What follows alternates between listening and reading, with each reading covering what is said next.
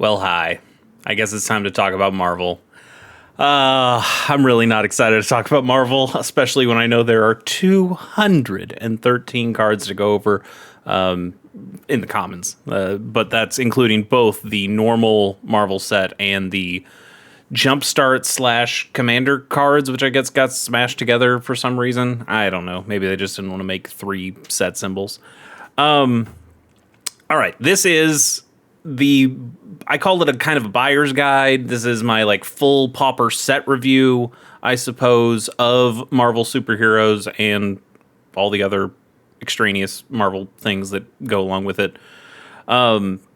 If you don't want to watch what I imagine is going to be a 2, maybe even 3 hour YouTube video, which, man, I'm really not excited to do it, but I'm going to do it. But if you don't want to stick around for all of that, completely understand. I'm going to make another video that will be the most interesting cards from Marvel superheroes for the Pauper format, and that will be a much shorter video, I imagine. But this one is everything. If you want to see every single common card, get a little bit of opinion, a little bit of, hey, where could this possibly go? I've given scores to these before. Am I going to give scores to these? I don't think I need to get. Sorry, there's something in my eye, and that's not going to go great for the rest of this video. I don't know if I need to give scores to these anymore. We give scores to things on Common Knowledge, the normal show that we do, every weekday. And if these show up there, I can score them then. I don't know if it's really necessary to score them here, but we can at least talk about them and where they might go, whether they're playable at all, and maybe that'll help. So maybe I'll just go with a playable, not playable kind of ranking, I suppose. But I'm also going to write down a handful of cards that might excite me, that I need to grab for my decks. Again, as you can hear, I'm not the biggest fan of Marvel in Magic or Universes Beyond in Magic generally, and I've certainly fallen off of Marvel itself generally over the years. You know, I watched all those movies too, and then decided I didn't really need to watch any more of those movies. So I'm not going to get a lot of the references, and that's fine.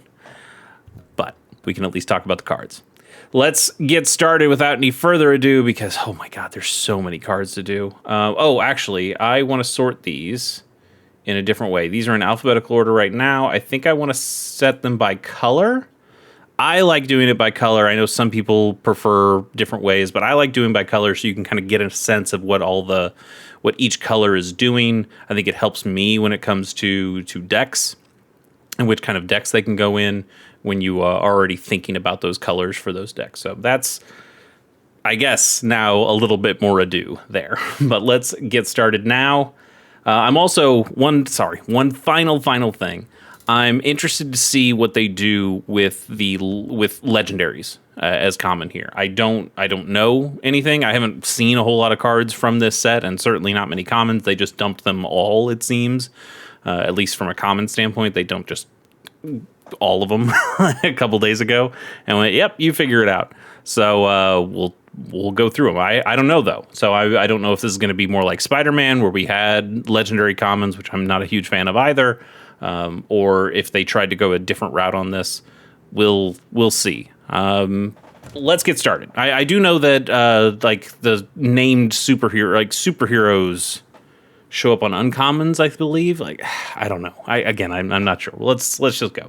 Agent of Atlas is 1 and a white for a 2/2 human spy hero with prowess. It's a grizzly bear with prowess. That seems okay. Not great, but it seems okay. I wouldn't call it playable. It is a prowess guy who can get down early. That's kind of nice. But I think if you're in White Weenie, I think you're probably just going to get more use out of Rafine's Informant. I think that is still just better than this, especially when it comes to the card selection that you get from the Connive. Rafine's Informant ends up being a little bit bigger generally bigger if you do get to put the +1/+1 counter on it. I think it's a 3/2 at that point, which would be better than a 2/2. But I suppose the more spells you play with prowess, the bigger this can possibly be. So the high end is higher, but the low end is lower. And I think I would still generally go with Rafine's Informant for what you need. Also, Rafine's Informant is great with the draw discard, not only for the card selection, but also what you discard, being that you can discard the Battle Screech, or you can discard the Prismatic Strands, and those cards work from the graveyard as well. So there's reasons that you would choose that over this, but this is a pretty solid little card. It's nice to see a small white card with prowess. I don't know if we've seen that before. Agents of Shield is 2 and a white for a 2/4 human spy hero. Whenever a creature you control attacks alone, that creature gets +1/+1 until the end of turn. It's not particularly great. 2/4 is a pretty decent stat line for a 3 mana creature. It's not amazing, but it's okay. And then this gets kind of like an exalted trigger in that if a creature attacks alone, if you're in white, you generally are going wide, so attacking alone isn't really something that you're dealing with, especially in the Pauper format. I wouldn't say this is playable either. Yeah, I wouldn't say this is playable. Ant-Man Scott Lang, 1 and a white for a 2/2 legendary creature human hero. Well, there you go. That answers that question. You can pay 4, and you can put a 1/1 counter on Ant-Man. Okay, that's a lot of mana, but we have decks that can play a lot of mana. Does a Tron deck want to play something like this and make a huge creature? Just be able to always use your mana, have that mana sink available to you, and potentially make this as big as you need it to be. You can swing in, and if your opponent blocks this thing, you can make it big enough to stop the opponent's creature. Maybe, but I don't see a ton of white decks with Tron, and I don't think this is a good enough card to really change that. I don't think it changes the math on that too much. I think it needs a keyword. If it had trample, obviously, but it's not going to have trample. But if it had something else, maybe first strike. First strike, I don't think is even good enough. Yeah, I don't know. I don't. Legendary is interesting in that you can't cast it down. There's some math that you can do there that maybe makes this a little bit more interesting than you might think. But and I guess I have to say it right. It's a grizzly bear. It's a 2-mana 2/2. I do like an all colorless activated ability. Tron does like those generally, but I don't know if Tron cares enough about Ant-Man here. I'm going to say it's not playable, and I'll just kind of move on. Burrow Backup is 4 and a white for a sorcery. Create 2 3/2 white hero creature tokens with vigilance, and it also has basic land cycling for 2.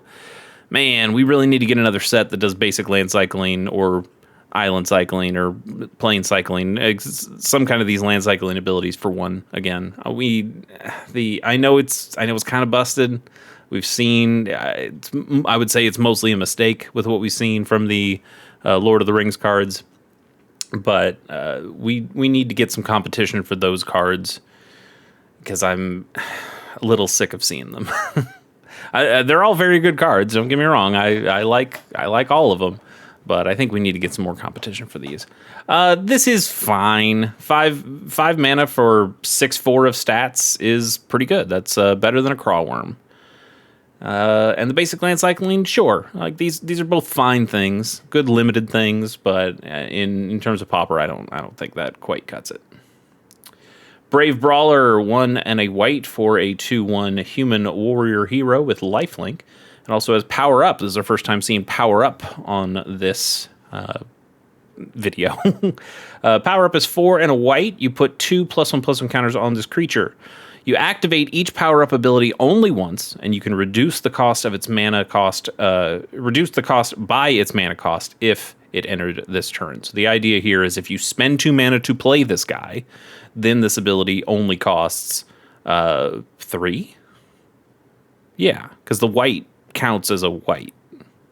Pretty sure on that. I don't think it's like it's generic mana, because I would say mana value, right? It says mana cost, so mana cost is what it actually costs to play. So you'd only have to pay another 3, which is kind of cool. These are cool cards that you can. It makes them a little modal in that way. Not only, hey, here's a card that I can play early, and then I can play the ability later. That's modal in that way, but also in that if I pick this up on turn 5. Now I can play this and power it up, basically kind of pay 5 mana to play it in the first place, but you do have to activate an ability, so I guess it gives your opponent an opportunity to do something, to kill this creature before the power-up resolves. But it allows you to play a spell and have it be a big creature later in the game. I think power-up is a really cool ability, and I get it for Marvel superheroes, but man, do I wish it was on normal Magic cards. Still, I think this is kind of cool. A 2-mana 2/1 lifelink is, it's fine. You know, is this better or worse than Outlaw Medic? That's what you kind of got to be thinking. This is going to go into Caw Gates if it goes anywhere, right? And I think we really like the Outlaw Medic, one, for the toughness, that it's able to block so many things, and this can't do that. And also for the ability that when it dies, you draw a card. So you get some value out of it, even if it gets targeted. Brave Brawler, I think, is just a little too squishy for that. I do like that the power-up ability is instant speed. So it may be in response to somebody trying to bolt this. Well, bolting, it would still die. But if somebody tries to end the festivities or something, you can power this up at instant speed and turn it into a 3 or a 4/2 or a 4/3. Oh, geez. And a 4/3 lifelinker is not too bad. You know, a 4/3 lifelinker for 5 mana is not that great, but for something that you can play early, you can play late, and you can play early and then power up late, I think those are all pretty good things. I just don't quite think this makes it. I'm gonna kind of give this a maybe. I'm gonna go right down the middle here. I think we need to see this tried. I think we need to see some experimentation to know whether Brave Brawler is really worth it to go in those kinds of decks. But I have a hunch that Outlaw Medic is still just kind of going to be better than it most of the time, and I don't really think it goes much of anywhere else. Captain's Defense is a single white mana for an instant. Target blocking creature gets +2/+2 until end of turn, and you draw a card. That is too normal for Magic the Gathering, for Pauper. I guess it's not too normal for Magic, but it is too normal for Pauper. A target blocking creature is so narrow. I mean, it's 1 mana for +2/+2 of stats, and you draw a card, so it is kind of just like cycling. It just cycles for 1. And that's, I guess, okay, but it's you still can only play it at certain times, right? You can only play it when the blocking creature is there. If there's no blocking creature, you have no target for it, so I don't think you can play it then. So it isn't really cycling then. It's cycling in a very specific time, and that's not always going to be very useful to you. I don't think this is playable at all. City Pigeon we had from Marvel Spider-Man before. We think this is pretty good. We've had some success with it. It's potentially gone in a couple of different decks. I think people have tried it out in Orsop Blade as something that you can bounce back to your hand and get the food token when it leaves. I'm not going to say what it is because read all the text because we've already done this card before. But it seems like a pretty good one. This one shows up in the Commander, which I think it's actually the Jumpstart packs. So I don't know. It's City Pigeon. It's okay. Crowd of True Believers is a single white mana for a 1/2 human citizen. You can tap it to have target creature you control that's attacking alone get +1/+0 until end of turn, and you gain 1 life. Oh, I do like the life gain. That's interesting. I mean, this is not anything super special, but it is a 1 mana 1/2, so it's kind of like an Inspector in that way. And I suppose, I mean, it does say attacking alone, so it does still kind of have that exalted idea to it. And I don't love that. If it was just target attacking creature, I think this could be pretty cool. You know, imagine making your Glinthawk into a 3/2 and also gaining a life. That could be all right. Yeah, I think the alone actually kind of kills it for me, but I do like a creature that can block a decent amount and also tap itself down to gain some life. Now the problem is, as you might be able to see, when you tap it down, and it has to be tapped down to target an attacking creature, so you have to target it. You have to tap it down on your turn, so this thing doesn't stay up to block. And it's a 1/2, so it's kind of good at blocking. You'd want it to be there so it could block, but you also want to be able to tap it to get the ability and gain the life. So it's okay in lots of different scenarios, but it's not really good in one scenario. I don't think this is playable. I think this is maybe one to consider a little bit more, but I don't think it's good enough to really see play here. Daily Bugle Reporters is 3 and a white for a 2/3 human citizen. When this creature enters, you choose one. Either Puff Piece, put a +1/+1 counter on each of up to 2 target creatures, or Investigative Journalism, return target creature card with mana value 2 or less from your graveyard to your hand. Those are both okay things. You got a 4 mana 2/3, and you could put the counters on this and something else. So it could be a 4 mana 3/4 and give you another +1/+1 somewhere else. Okay, I don't hate that. Not great, but I don't hate it as an option. And the Investigative Journalism option, returning creature card with mana value 2 or less from your graveyard to your hand, that's okay too. If I'm spending 4 mana, I would really like it to go back to the battlefield, but I guess that's asking maybe a little too much. Oh, this is also from Spider-Man. Never mind. We've seen this card before. And I guess I didn't care about it then. So I guess I still don't particularly care about it. It's maybe a fun target to blink, but nah. All right. Destroy Evil. This is a classic Magic the Gathering card. We've seen it. I mean, it's from Dominaria United, so it's not that classic, but it just feels classic, right? This feels like a thing that we've always had. 2 mana to have an instant that says destroy target creature with toughness 4 or greater, or destroy target enchantment. That just feels like a white card that we've had forever. And they're showing it a lot. It was in Final Fantasy Commander. It was in Foundation's Jumpstart. And now we've got a one with Captain America on it. The worst art of the group. Yeah, I think I'm comfortable in saying that. Destroy Evil's good. Destroy Evil actually does see some play. I think it can see some more sideboard play. Pretty good against something like, Mono Blue Terror. I know, you don't really want to spend 4 to layer in Terror, but you will if you need to. And destroying enchantments is okay too against a number of different decks. So it's an okay card to throw in your sideboards. There's a handful of these white versatile removal pieces. And Destroy Evil is in that mix. Fall to Earth, 4 and a white for an instant exile target creature. Each player gains 3 life. And it also has basic land cycling too. If I'm paying 5 mana, even at instant speed, to exile a creature, why do both of us gain the 3 life? I feel like it should just be me at that point. Yeah, I don't particularly like that at all. I mean, the basic land cycling is basic land cycling. We've spoken a little bit about that before. No. If I'm going to exile a creature for 5 mana, come on, you got to give just me the life. Don't like it. Hawkeye Shot, 4 and a white. There's a lot of 5 mana cards here. For a sorcery, this spell costs 2 less to cast if it targets a tapped creature. Well, there you go. And you exile target creature. We have this, but we have better. We have better than this, right? This is just right then. Well, not just, but it's this is 3 less to wait. It's way better. Get out of here. 2 less to cast if it targets a tapped creature. 3 less to cast if it targets a tapped permanent. Exiles more things. Is instant speed.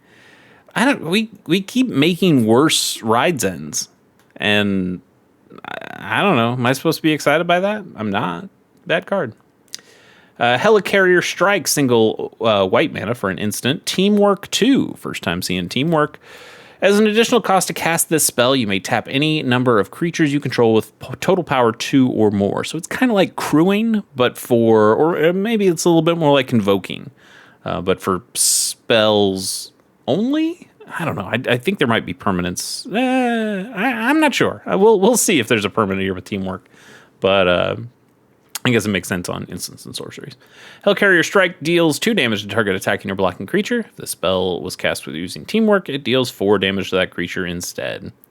It's fine. If it dealt 5, if I could get to 5, so I can hit those Gurmag Anglers, those Cryptic Serpents, maybe we could be talking a little bit more. I think when it's only 4, which makes sense for the mana cost, but when it's only 4, I don't think I want to play this card. It's okay. It'll be a halfway decent limited removal spell, but mostly I don't think this is very good. I guess if you need a way to tap down your creatures, which I don't really think the Pauper format needs all that much, but maybe some formats could find some uses out of that. Heroic Teamwork is 2 and a white for an instant with Teamwork 3. So additional cost to cast, but now you have to tap creatures, any number of creatures you control with total power 3 or more to get the Teamwork ability here. 1 or 2 target creatures each get +2/+1 until end of turn. If the spell was cast using Teamwork, you draw a card. I think 3 mana for... Well, I guess 3 mana for 4/2 of stats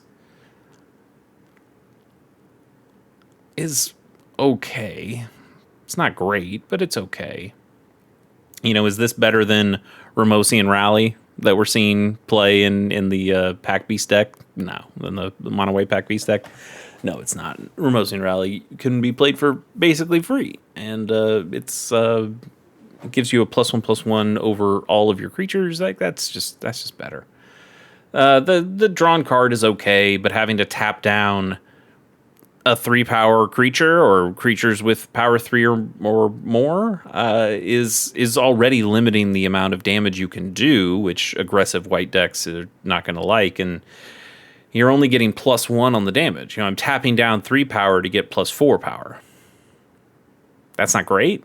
that's not that good of a trade. And then you're drawing an extra card off it. It's fine, but for 3 mana, I don't really like it. Hero in Training, 2 and a white for a 2/2 human hero. When this creature enters, you draw a card. If you control another hero, you gain 2 life.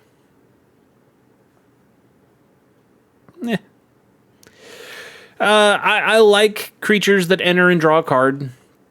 You know, I like the Angel. That's a 2/1. When it enters play, you draw a card and you gain a life. So it kind of does what this does, but it's an Angel that flies. And that's better. And you have to have another hero in play, which you can do with Changelings, unless we find some other really good heroes in this set that we want to play. But I think 3 mana for a 2/2 creature that's grounded, and I think if you're really just looking to draw the cards, I think you play the Spiriting Companion or Helpful Hunter or something like that that can draw you cards and be bodies that way. I don't think I want to pay an extra mana to get a 2/2 instead of a 1/1 that draws me a card. I'd rather play those other cards. Infinity Formula, 2 and a white for an artifact equipment. When this equipment enters, attach it to target creature you control. Equipped creature gets +1/+2 and has whenever this creature attacks you gain 2 life, and it equips for 2. This isn't good, but I don't hate this. +1/+2 is a decent amount of stats to give a creature. Your creature's going to live generally pretty decently well with that. So it makes you feel safer attacking in and getting that life each turn, that 2 life each turn. Is this going to be, the Campfire replacement? No, absolutely not. Campfire does a lot of things other than the life gain, but the Campfire life gain is also just much more flexible than this. Even though you have to continue spending mana on the Campfire, I think you still are going to do that. It's much cheaper to get on the table to begin with. I was going to say maybe if this thing had Flash, but Flash doesn't really matter. I mean, I guess it matters in terms of, hey, you could block with this better. You could play this with Flash, equip it to a creature, and then block with that creature. And that could be okay, but it really does seem like this thing wants to be on attacking creatures, so you generally will just play it at sorcery speed on your first main, attach it, and then you swing in to gain the life. It's okay, but it's nothing special. I don't think it really sees any play. Kree Commandos, 2 and a white for a 2/1 Kree soldier villain with flying, vigilance, and prowess. That's a good suite of abilities, but a 3 mana 2/1. Don't love that. Don't love that. I guess you couldn't make it 2 mana because it would make that first card we saw really bad. But I think this is also pretty bad. Yeah, I don't really like it. Make Your Move is a card we have seen from Murders of Carlisle Manor and then Foundation, so it's in Standard. It ain't leaving Standard. Then they also put it in Teenage Mutant Ninja Turtles. I don't know why it needs to be in 3 sets that are all in Standard at the same time. At least now it goes in the Commander set, which this is in the Jumpstart. I'm almost positive, but at least it's not a fourth version of this card that's also in Standard. Make Your Move's fine. It's another one of those pretty decent, flexible white removal spells. I think it's not as good as Destroy Evil because it costs an extra mana, but it does destroy an artifact, an enchantment, or a creature with power 4 or greater. So it's a good suite of abilities here that you could use this on. And I think I've seen it show up in a sideboard or two. I'll tell you, when I didn't play Murders of Carlisle Manor, but I did see this card get a decent amount of play in Limited from what I hear in terms of like just a good flexible removal spell. You'll play every copy you get. Mandroid Squadron, 1 and a white for a 0/4 artifact creature, human soldier. When this creature enters, you gain 2 life.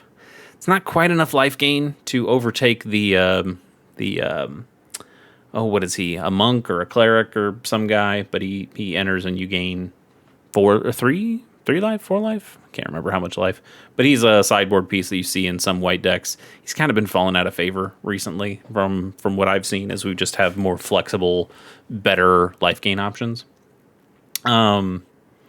This is, I don't think this is good enough. 0/4, that blocks a decent amount of stuff. And it doesn't even have Defender, so if you are able to put counters on it some way, it can swing in. But just gaining 2 life when it comes in, I think that's just way too normal. Mockingbird Bobby Morse is 3 and a white for a 3/3 legendary creature, human hero. Whenever Mockingbird is dealt damage, you put a +1/+1 counter on her, but she must survive the damage to get the counter. So it's Enrage. That's what Enrage do. 4 mana 3/3 that can get bigger over time. Still dies to Bolt. Doesn't survive the damage to get the +1/+1. I guess if you have ways of pinging your own guys, no, I think that's kind of bad. All right, let's see our next set of 20. Murdoch's Crusade is 1 and a white for a sorcery with Teamwork 4. As an additional blah, blah, blah, but now it's power 4 or greater. Choose one. If this spell was cast using Teamwork, you choose both instead. Either Street Justice, exile target creature with toughness 4 or greater. Okay. Or Legal Justice, exile target enchantment with mana value 4 or greater. Okay. I don't like this as much. We have so many cheap cards in the Pauper format. Those are the ones you more or less have to be more worried about than the other cards. Sure, you got your bigger things like things that cheat mana costs, your Tolarian Terrors, your Grimag Anglers, those are there, and those happen. This might be decent against Tron decks when they're playing all those big things in Tron. But it only hits creatures and enchantments. How many enchantments can you think of that are going to cost 4 mana or more in Pauper? Rhystic Study? Doesn't see a whole lot of Pauper play. I don't know. I don't think this is all that great. I was gonna say Armadillo Cloak, but that's only 3. So yeah, I don't know what useful things this actually really hits in the Pauper format. The creatures I can understand, but the enchantments, I don't know. And at that point, you're spending two mana, and I guess 2 mana exile thing is pretty good. And you don't have to do the teamwork stuff. It's fine. I still don't think it's playable.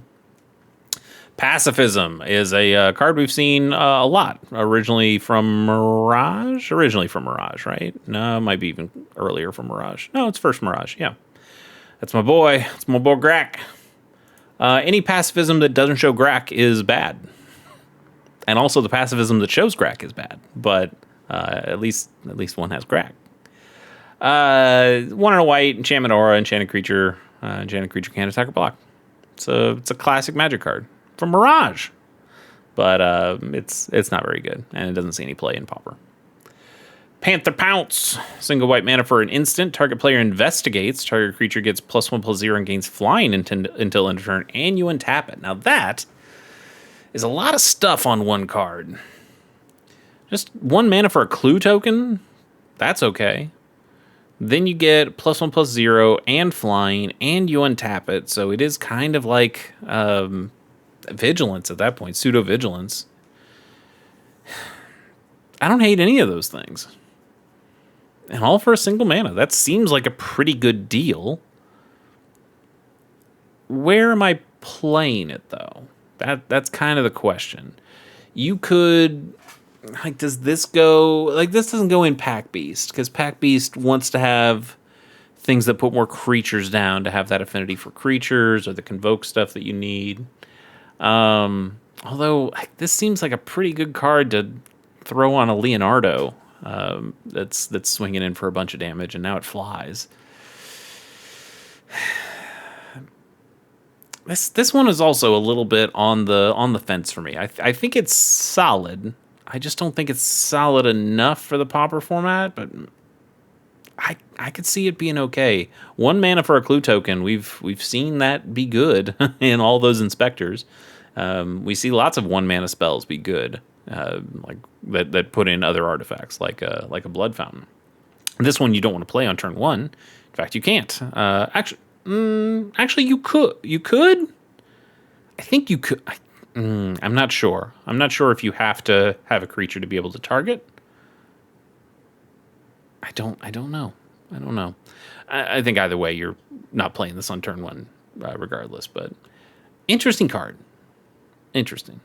Most interesting? Will it go in the most interesting cards in Pauper? I think we have to see 4 other colors and multicolors and artifacts before we make that decision.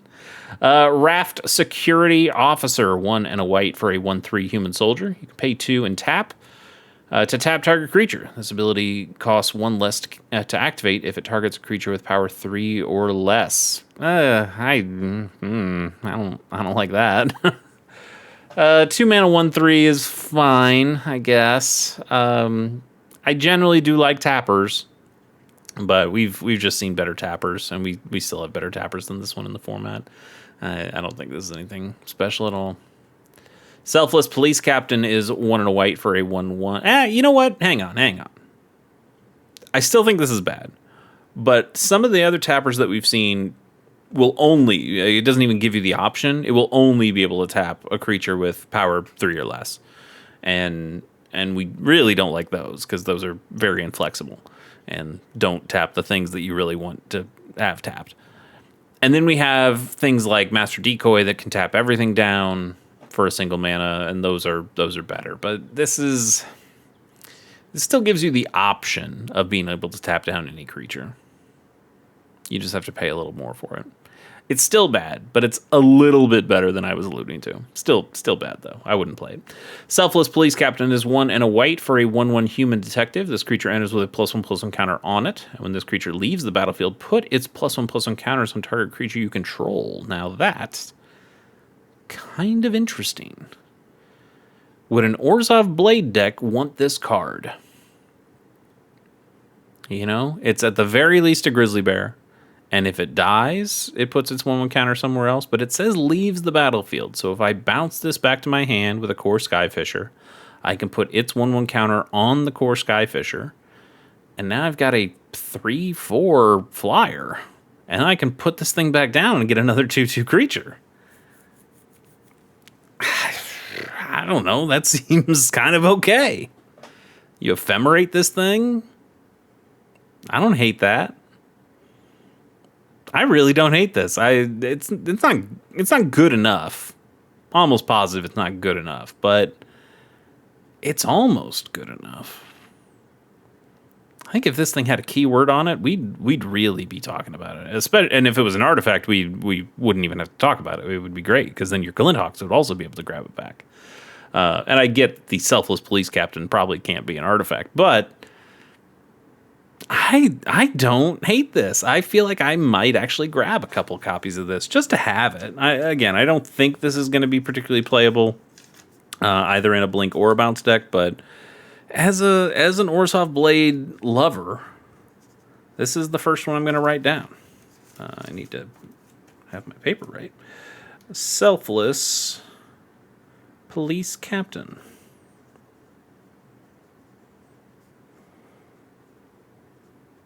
Cool.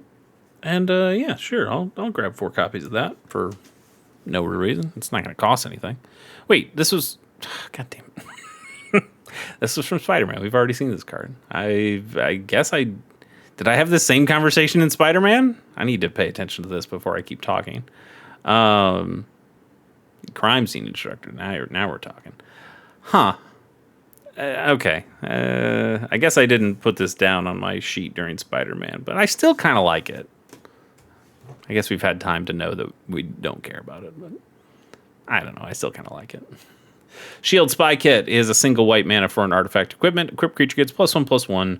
Whenever equipped creature attacks alone, untap it and scry 1, and it equips for 1. A lot of attacking alone in this set. I don't know. That's never really been my interest as a Magic player. That's not a. That doesn't feel like a winning formula. I want to have the option to swing with more guys, right? Especially in white. So I really don't like it in white.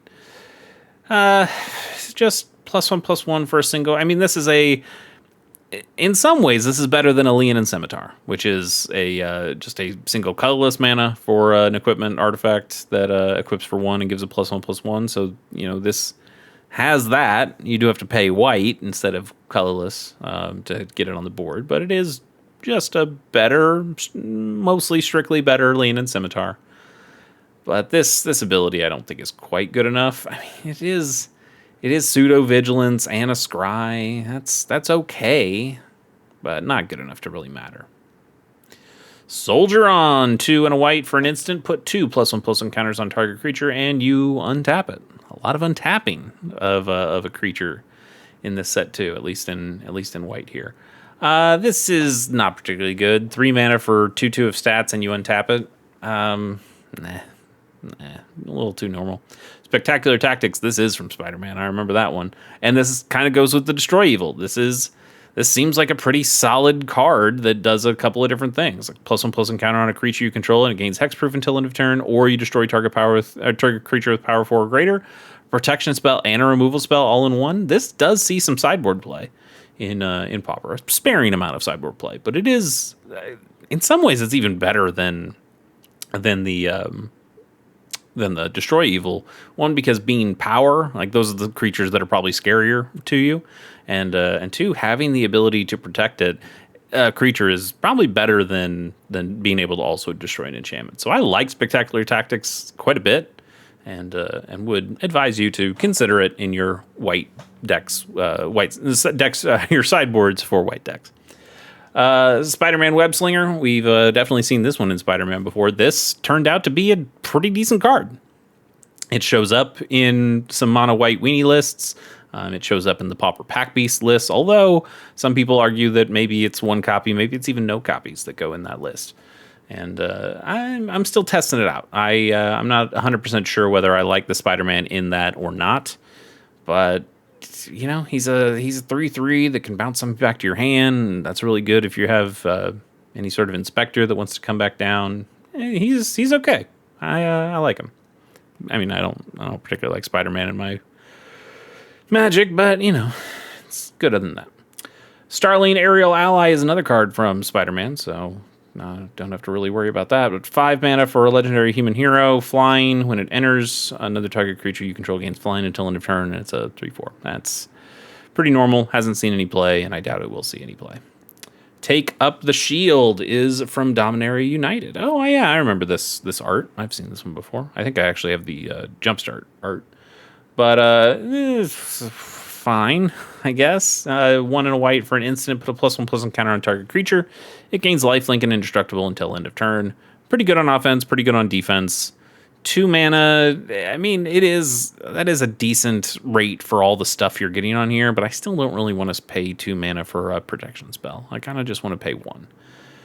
And that's too much, so I don't really play this card, and I don't know a lot of people who do.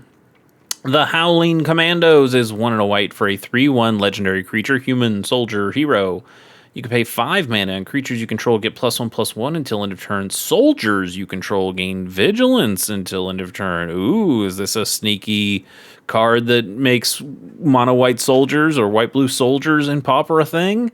No, I don't think it is. Now it can't be cast down. That's good, but two mana 3/1 is also not terrible in terms of stats. But a 5 mana activated ability with no way to make it cheaper? Come on, we're in white. Like, this has to... I don't know. I was going to say, like, convoke, but I guess that doesn't really work well if you're trying to give other soldiers vigilance. All soldiers vigilance, so you can give this thing vigilance, too. It is... I mean, if you have infinite mana, this can make all your creatures infinitely big. It's not very good. Why is it 5 mana?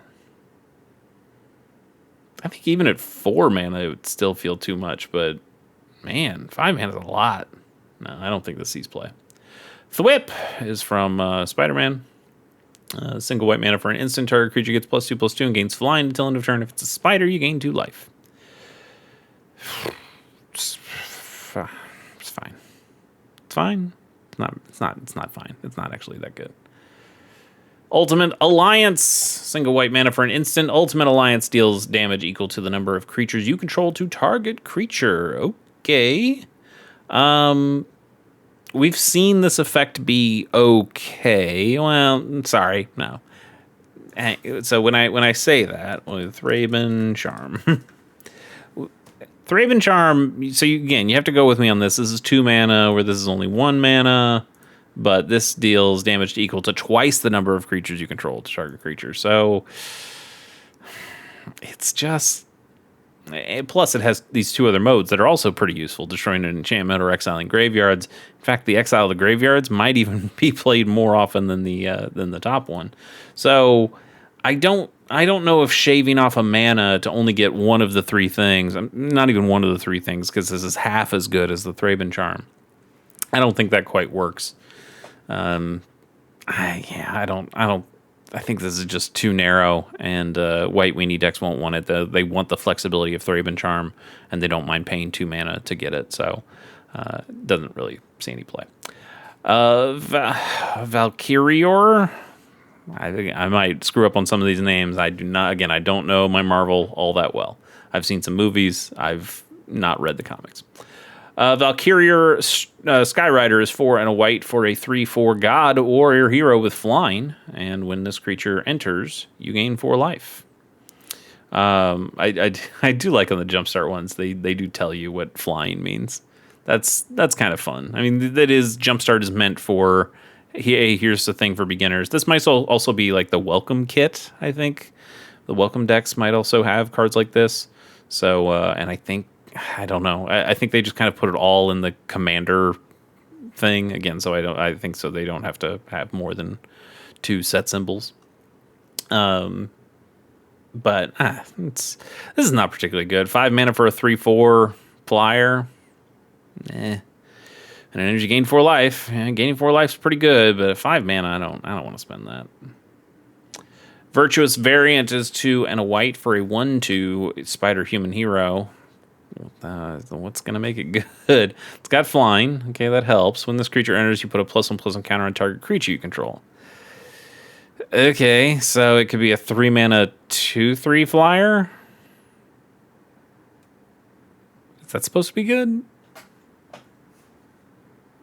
It's not good. I don't like it. I don't think that's playable at all. Wakandan Drone Flock, 3 and a white for a 3/3 artifact creature robot with flying, and when this creature enters, you scry 2. That still costs too much. It's a little better, but it costs too much. This needs a way to reduce its cost in some way. I don't want this to be an Utrom monitor, don't get me wrong, but I do think if you could spend 1 or 2 less mana on this in some way, whether it's through improvise or convoke or affinity for something, maybe, but it's just a 4 mana 3/3 that scries. Wakandan Shield Guard, 1 and a white for a 1/1 human soldier. When this creature enters, you create a 1/1 white soldier creature token. You know, I really don't think it would be that bad if we just got the oh, what do you call it? The soldier that makes another soldier with flash. Like it, I mean, it's this, but it has flash. It's just this creature, but it has flash. It's in standard. In fact, isn't there kind of like a second one from Avatar? And those are both uncommons. And man, I don't think giving something like this flash would be all that bad. So I don't think this is good enough for Pauper. But man, I think if you gave us the flash one, what is that called? I need to know now. It's a white creature, soldier. Mana value is 2. Text says 1/1 white soldier. And can I just say like legal and standard? Will that get me there? Resolute reinforcements. There you go. Boom. That's what it is. Yeah, this is. I think this could totally be in Pauper, and maybe I'll make another video. But it's tough to put too many white cards in those decks in those videos because I just think a bunch of white cards should be in Pauper that aren't. What kind of shield guard is fine, but again, it's no resolute reinforcements, and I can't very well endorse it. Wall off is 3 and a white for an instant. This spell costs 1 less to cast for each creature your opponents control. I kind of like that. Create a 0/4 colorless wall creature token with Defender. You gain 4 life. I don't love being dependent on what my opponent's doing. That being said, I think being able to spend 1 mana to gain 4 life and get a big blocker, pretty good, actually. I think this is pretty good. Gaining 4 life and blocking and having 4 extra toughness on the board. Like, even if your opponent has some kind of trampler or something and you're worried about the damage, this gives you 8 life of reach, right? To stay in the game. I don't think this is bad at all. If you have things that care about instants and sorceries, but you still want to have creatures, this is also pretty good for that. You can't play it early because the opponent wouldn't have enough creatures to play it early. But you know, if your opponent's like going off and putting a bunch of little guys down, I suppose that's kind of the balance, right? They're putting a lot of little guys down, so this is only going to be able to block one of those guys. I still don't hate it. I'm going to write this one down. This one is kind of interesting to me. Wall off. Huh. Yeah. I think wall off is kind of cool. Web up came from Spider-Man, so we've seen this one before. 2 and a white for an enchantment. When this enchantment enters, you exile target non-land permanent opponent controls until this enchantment leaves the battlefield. We have a billion of these that have the exact same text, just with a different name. So you could play like 24 of these in your Pauper decks by just having all of them. None of them are particularly great. They're fine, but they're not great. Great limited cards though. Wild Pack Squad, 2 and a white for a 2/3 human mercenary. At the beginning of combat on your turn, up to 1 target creature gains first strike and vigilance until end of turn. That's cool. That's cool to have it each turn.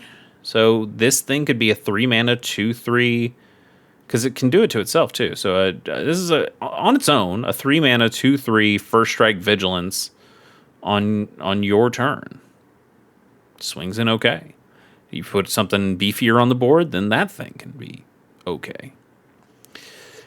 3 mana for this is probably still a little expensive, but I think this is okay too. Sorry. God. How often am I gonna get hoisted like this? This was from Spider-Man, so it's seen no play. But I think it's not bad, even if it's seen no play. Winter Soldier Bucky Barnes is a single white mana for a legendary creature, human soldier hero, that's 2/2, and it enters tapped. Wow. They did it. They did it. This is common. Isn't that wild? Isn't that wild? They made a common Isamaru, and the only difference is that it enters tapped. How do I feel about that?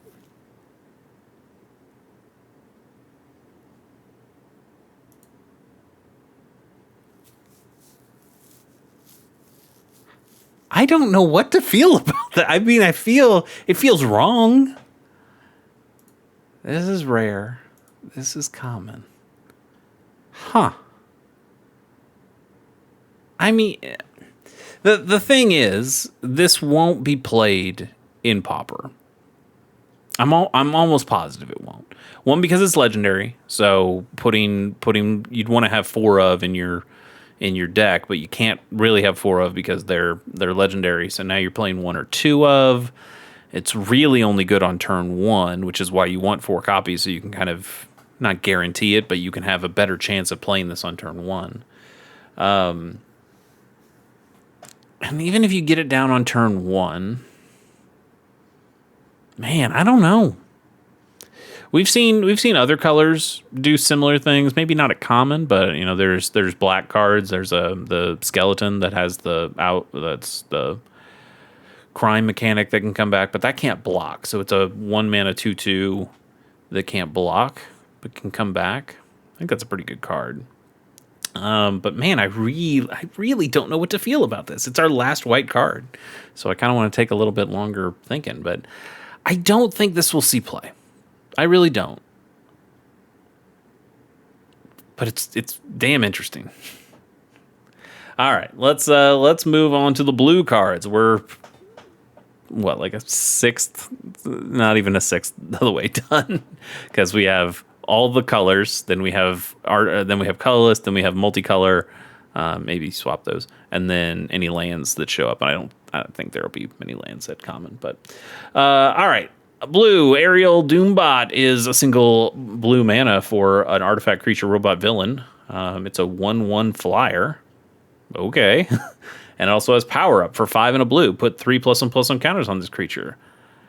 Whoo boy. This might be useful. As a 1/1 flyer, Fairies deck's got to be thinking about it. And I mean, not that it's a good fairy. Obviously, it's not a fairy, but as a creature that can come down on turn 1. It's not like an Ilvoy Galeblade, which is the other 1/1 flyer that shows up in Fairies deck sometimes.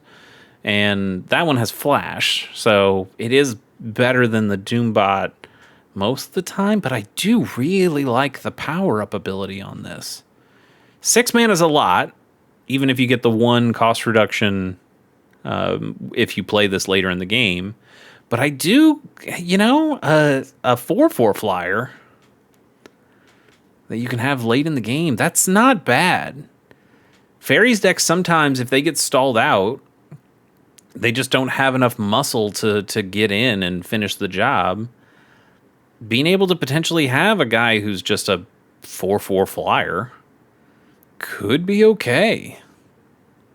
Man, I think this is pretty good.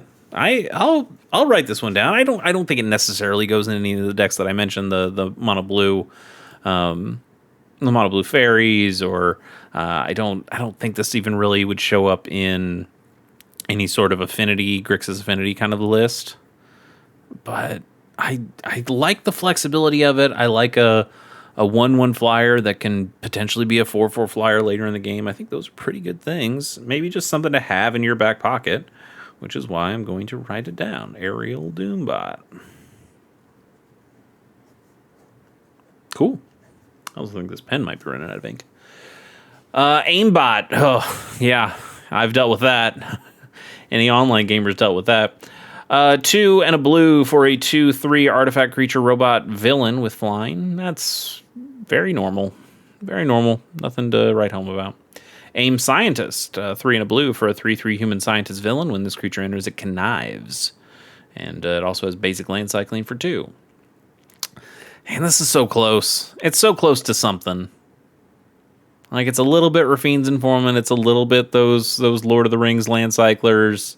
4 mana, 3/3 in blue isn't the worst cost for a blue creature. It's still not great, but it's not the worst cost for that. There's a decent amount of stuff in here. It's just priced out. I think if you're spending 4 mana on a spell, you want it in Pauper. You want it to be a little bit more impactful than this will be.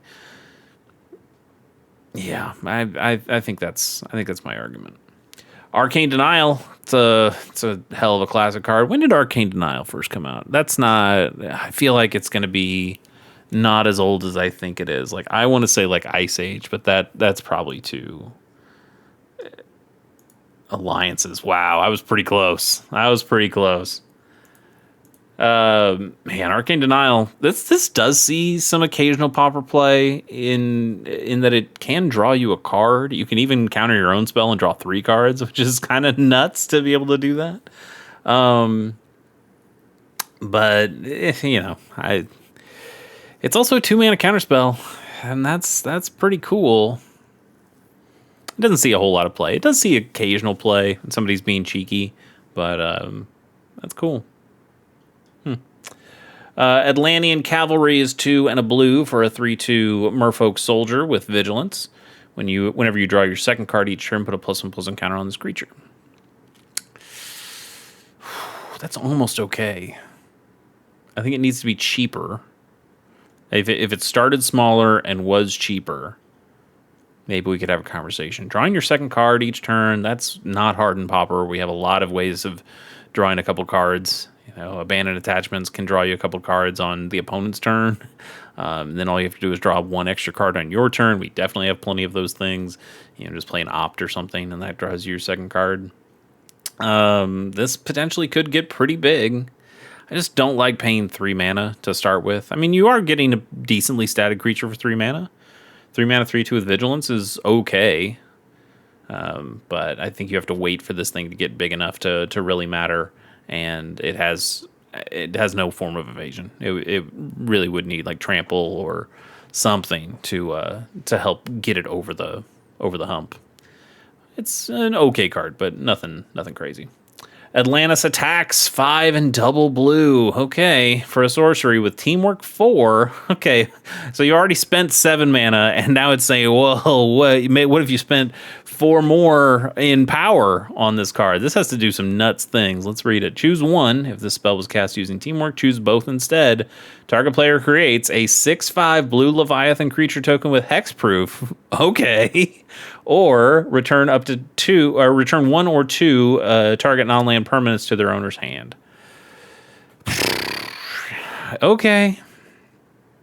Didn't we see this exact line of text? This was a handful of episodes of Rating Pauper cards ago, but there was like an Amonkhet card that basically just did this, and I think it was like for 6 mana.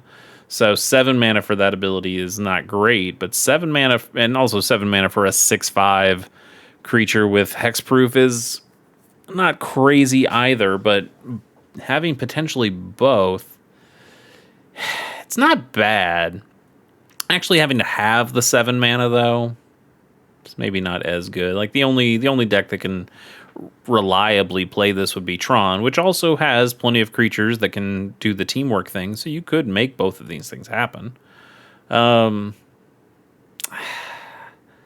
don't think it's quite good enough, though. Even though a 6/5 6/5 creature with hexproof, eat your heart out, Tolarian Terror. But also, Tolarian Terror can trade with this, and that could be 1 mana for their Tolarian Terror for your 7 mana for your 6/5. Yeah, not good enough.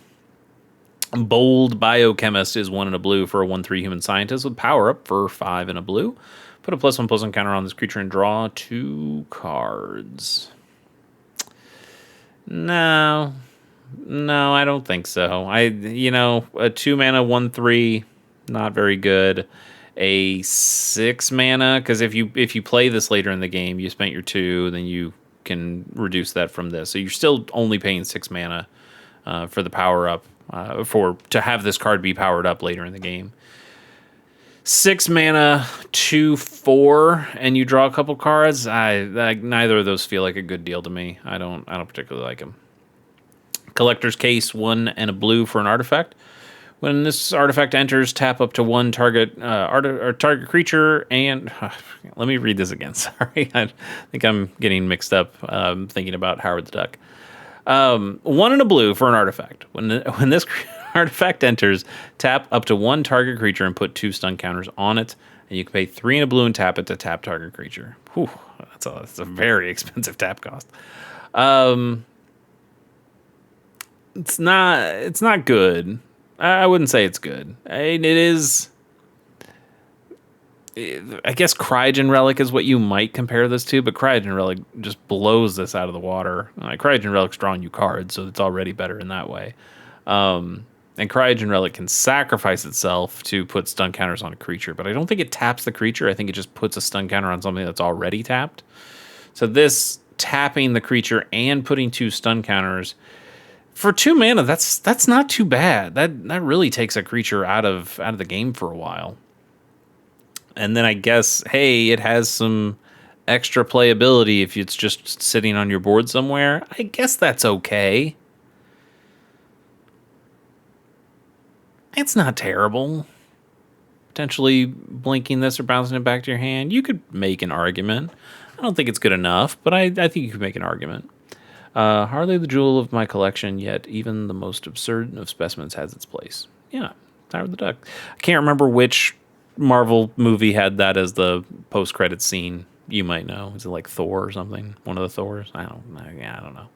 I just remember seeing Howard the Duck and people going like, "Oh wow, it's Howard the Duck," and I went, "I don't really know who that is or why I should care." Anyway, Deep Analysis, classic card. It does see some Pauper play in a number of blue decks. Pretty solid one. I'd rather have the one with Bolus on it. Because Bolus, look at Bolus, he's right there. And the Tales of Middle Earth one also looks pretty good. If you want a UB one, there's a pretty good UB one there. But I mean, you just grab the one with Bolus. Good card. D-Power, 2 and a blue for an instant. This spell costs 2 less to cast if it targets an attacking creature. Target creature gets -4/-0 until end of turn, and you draw a card. That's not too bad. It's not too great, but it's not too bad. Being able to play this for a single mana, okay. It can blank your opponent's creature, potentially change the combat math in a way that really favors you. You get to draw a card, it replaces itself that way. If you're spending 3 mana, you're feeling really bad about it, but you'll still do it to be able to draw a card. I don't hate it, but I don't love it. I don't think it rolls heat play. Dismissive Denial is 2 and double blue for an instant counter target spell. Also has basic land cycling too. 4 mana to counter a spell is too much. This is worse than Cancel. Cancel sees no play, but worse than Cancel, but also has basic land cycling on it. Here's my problem with this. I feel like you're always going to want a counter spell in your hand. So when are you ever going to basic land cycle this? The only time you would is if you're very early in the game and you desperately need that land, and I guess it's okay that you have it, and then you're going to hate that you did that every other turn afterward when you're like, I could really use that counterspell right now. So I don't like this because I know I would just beat myself up as a player by having this card in my deck. So I don't want it. Doc Ock's Henchman is from Spider-Man, 2 and a blue for a 2/1 human villain with flash, and when this creature attacks, it connives. I think that's pretty good. Conniving when you attack, yeah, it takes a little while to make it work, but it does have flash, so you're playing this, you're protecting it that way, and being able to attack on your very next turn. I don't hate that. 3 mana I do hate, though. 3 mana for what is kind of a 3/2 sometimes, but you have to discard the right card. Hasn't seen any play. I'm not surprised that it hasn't seen any play. Doc Ock, also from Spider-Man, a 4 and a blue for a 4/5 legendary creature human scientist villain. As long as there are 8 or more cards in your graveyard, Doc Ock has base power and toughness 8/8. As long as you control another villain, Doc Ock has hexproof. 5 mana to get this on the board is too much. We certainly do see blue decks that are able to churn their libraries into their graveyards. Not Thoughtcast. What's the card? What the hell's the card? The one that I'm thinking of that mills 2 cards. Thought something. maybe it happened to me. Maybe I got thought blasted, whatever it's called. Anyway, certainly making this into an 8/8 with is cool. But and if you have another villains, which you can easily do with a Changeling, this thing gets hexproof. All right, cool. 5 mana, 8/8 hexproof. That's fine. But I think you'll stick with the incredibly cheap Tolarian Terrors. It's an interesting one, though. Fantastic Bounce, 3 and a blue for a sorcery. This spell costs 2 less to cast if it targets a tapped creature. Turn target non-land permanent to its owner's hand, and you draw a card. I hate this at sorcery speed. Why is it sorcery speed? Bounce effects at sorcery speed. Sad day. Sad day. This will see no play. Flying Drone, 1 and a blue for a 1/2 artifact creature robot scout with flying and vigilance. You can pay 1 and a blue and tap it to draw a card, then discard a card. This ability costs 1 and a blue less to activate if another creature with flying entered under your control this turn. Uh-oh. Okay. Hang on.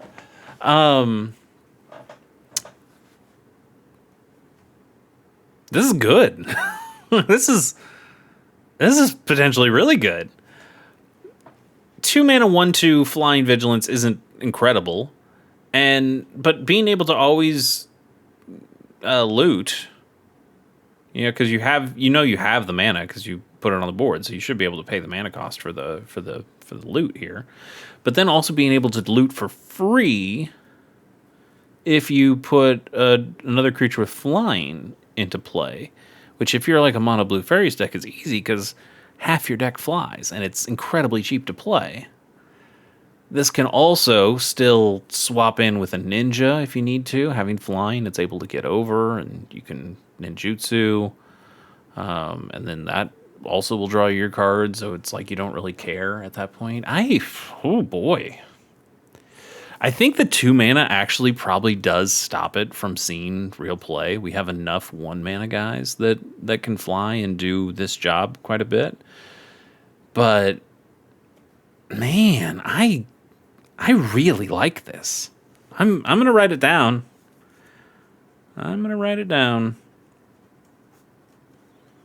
Flying Drone, 4 copies of that. Free loot seems pretty darn solid. Yeah, I like it.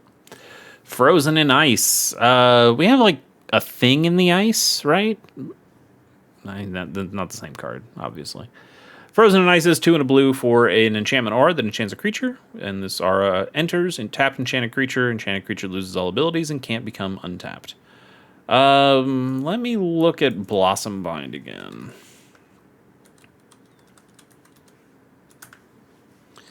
Two mana instead of 3 mana, so already have that. When this aura enters, tap enchanted creature can't become untapped, and it can't have counters put on it. So this loses the abilities. So I guess that's potentially useful if you have a creature with some kind of ability on it. And there are some of those in the Pauper format, but maybe not as many as you'd think. I'm trying to think of creatures with...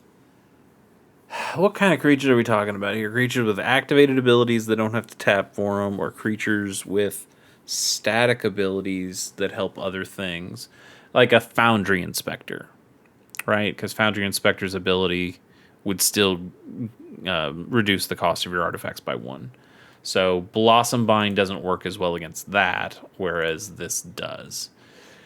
That being said, Foundry Inspector is not the reason I'm dying right now, right? In a game, Blossom Bind is better at taking those kind of creatures out. I think we will go with Blossom Bind instead of Frozen in Ice, especially because it costs 2 mana. This costing 3 mana really does kill it. I think at that point you'd even play Unable to Scream over this and take the consequences, but paying 1 mana instead of 3 mana for that would be better. Interesting card, but not nearly good enough. Futurist Forge is 1 and a blue for an artifact. When this artifact enters, you draw a card. Okay. And you can pay 3 and a blue to sacrifice this artifact to draw 2 cards. Okay. It's not a Cryogen Relic. It's not good enough to also see play in the decks that play Cryogen Relic. So thanks for coming. It's fine. Probably pretty good and limited, but not really here. Giant-sized Flying Ant is 3 and a blue for a 3/2 insect with flash and flying, and when this creature enters, you choose 1. You either tap target non-land permanent, or you untap target non-land permanent. Whew, 4 mana is so much. 4 mana for a 3/2 flash flyer that can tap or untap a thing. Yeah, it's just too expensive. Too expensive. Interesting, but too expensive. Hydraulic Helper is 1 and a blue for an artifact creature robot with Defender. It's a 2/3. You can tap it to add a blue, and this mana can't be spent to cast a non-artifact spell. We've seen a couple of these in blue in a number of different sets. I still really like the what's it called from Lost Caverns of Ixalan? The Siren, something Siren. No, not Siren. Siren's a different thing. Siren's the Spyglass Siren. That's not what I'm talking about.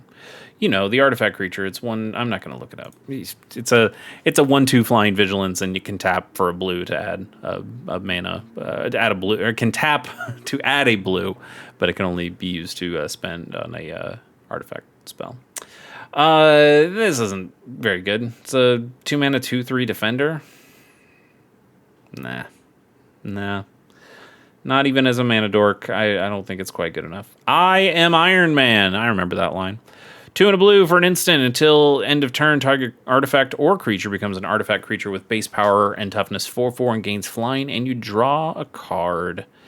As a guy with a Kenku Artificer deck that likes playing the indestructible artifact lands, being able to make one of those lands into a 4/4 with flying, and I draw a card, that's enticing. Being able to do that with my Blood Fountains and all my other cards that can potentially do that is also interesting.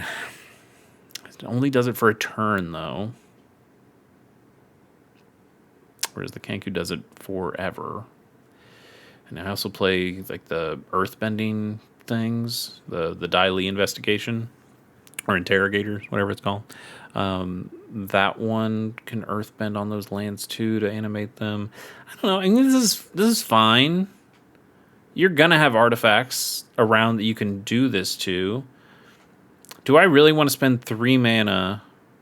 You know, maybe I do. At instant speed, being able to use that as a blocker potentially too is okay, and you draw the card. This seems like a fine card. Maybe not a great card, but a fine card. I kind of like it. I don't know if I need to pick up copies of it, but I could potentially see this seeing some niche play. I think we have other cards that kind of do what this does, but I don't hate it. Mist Cloaked Herald is a single blue mana for a 1/1 Merfolk Warrior, and this creature can't be blocked. We've had it from since Rivals of Ixalan. I was going to say, like, oh, great, another one that can go in my mono blue deck that has a whole bunch of like horsemanship and creatures that can't be blocked that I throw a bunch of equipment on. But I have this card. Like this card, this version of this card is already in that deck. So never mind, I guess. Mistcloak Herald's a fine card. Not a crazy card, but a fine card. Quantum Reduction is 1 and a blue for an enchantment aura with Teamwork 2. Okay, so there are some permanents that can get Teamwork. You may cast this spell as though it had Flash if it's cast using Teamwork, and enchants a creature. Enchanted creature gets -5/-0 and loses all abilities. Okay, I think I like that better than the Iron Man one, the Captain America one, the Frozen in Ice. Yeah, I think I do like it. Being able to tap down a creature and play that at flash speed is okay. This... I don't think this will actually see play. Maybe it will. Maybe the mono blue fairies deck that does play Blossom Bind right now, like mine does, maybe it would consider playing this instead. Maybe. I don't know. Blossom Bind is still really good to just stop them from blocking things at all. Tapping the creature down, it can't be untapped. Yeah, I think that probably ends up being better than Quantum Reduction, but this seems fine. I bet there are some decks that wouldn't necessarily mind that. Shield Deployment Drone is 2 and a blue for a 2/2 flying artifact creature robot. When this creature enters, you create a 1/1 white soldier creature token. Okay. 3 mana for 3/3 worth of stats. 2/2 of it flies. It's fine. It's perfectly fine. I don't mind it. I don't think it's good enough to really see play anywhere, but I don't mind it. Shipwreck Patrol is 3 and a blue for a 3/3 Merfolk Warrior. When this creature enters, tap target creature an opponent controls and put a stun counter on it. That's so normal. That's so normal and not nearly good enough to see play. Space Shift is 1 and a blue for an instant. Exile target artifact or creature, then return that card to the battlefield under its owner's control with a +1/+1 counter on it. We have this. This is planar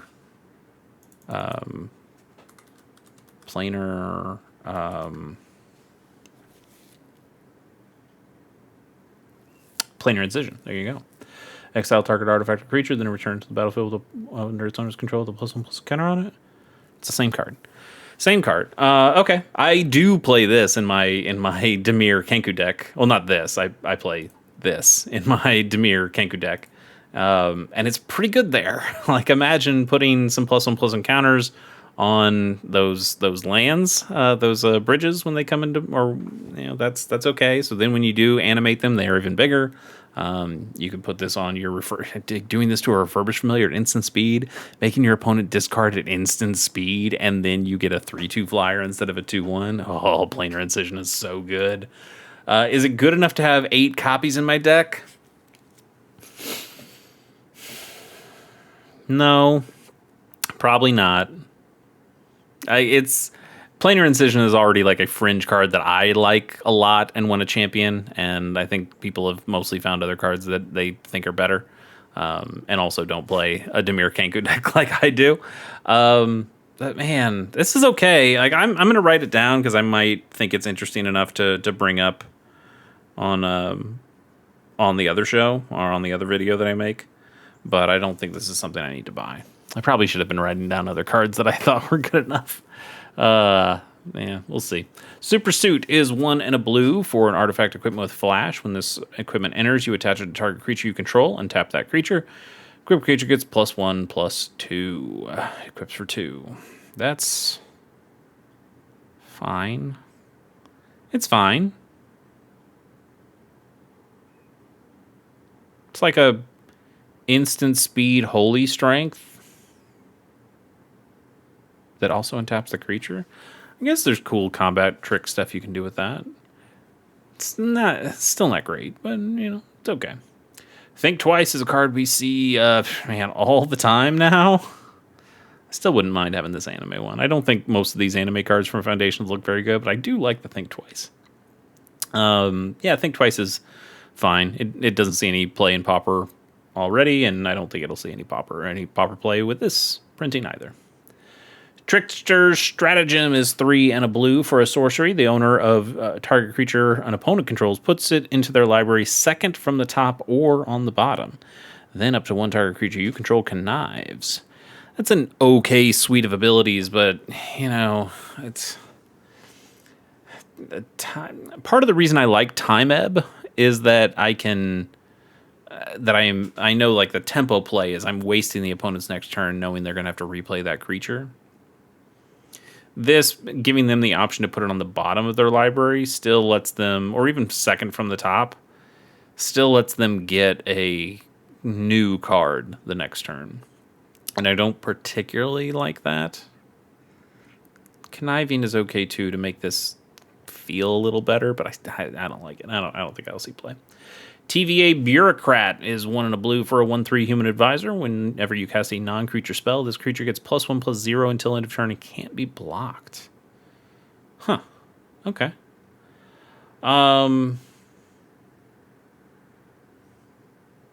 It's fine. It's fine. You could probably do some real work with this thing in the right deck. Yeah, I might write that one down. Not as a card that I need, but a card I might want to bring up later. I could see the vision. I think you could do some interesting things in Thought Scour. Sorry, that's from like a billion cards ago, but Thought Scour was the card I was thinking of. It was like you could play some Thought Scours on this, or Thought Scours with this on the board, and then do some cool stuff. I mean, does this go in Mono Blue Terror? Probably not, right? But you are playing a bunch of non-creature spells. You get to swing in real big with it. I kind of don't hate this. In Mono Blue Terror? Maybe. Does this change out for the Delver? The Delver's nice because it flies and it can block flyers and it has flying. There's Delver's pretty good, but man, this seems like it could be okay. If somebody like makes a stalemate in Mono Blue Terror, like it's really tough to get through with your Cryptic Serpents and your Telerian Terrors when they don't have trample. So like some people even play like what is it, like Dragon's Wings or some enchantment like that that will give those things flying to make them a little tougher to block. But this thing, you could potentially just string together a bunch of spells and then swing in for good damage. I kind of really like this. In fact, I might. I think I went from thinking this is okay to like thinking this is really good, and now I think I do need to buy 4 copies, even if I just give them to my friend who has the Mono Blue Terror deck. I think that's all right. Unstable Experiment we have had from Marvel Spider-Man, but it's back now. 1 and a blue for an instant. Target creature draws a card, or target player draws a card, and then up to 1 target creature you control connives. That's fine. It's pretty good. You know, drawing 2, discarding 1, potentially getting a +1/+1 counter on a creature. I kind of don't hate that. It seems also pretty good for Mono Blue Terror.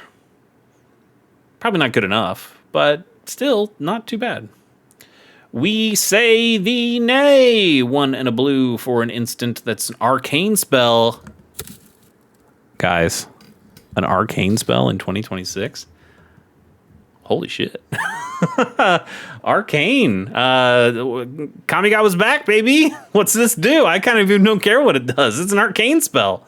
Instant arcane. Teamwork 2. Counter target spell unless the controller pays 2. Counter that spell unless its controller pays 4 instead if it was cast using teamwork. I don't hate it. I don't hate it. We've seen this card before.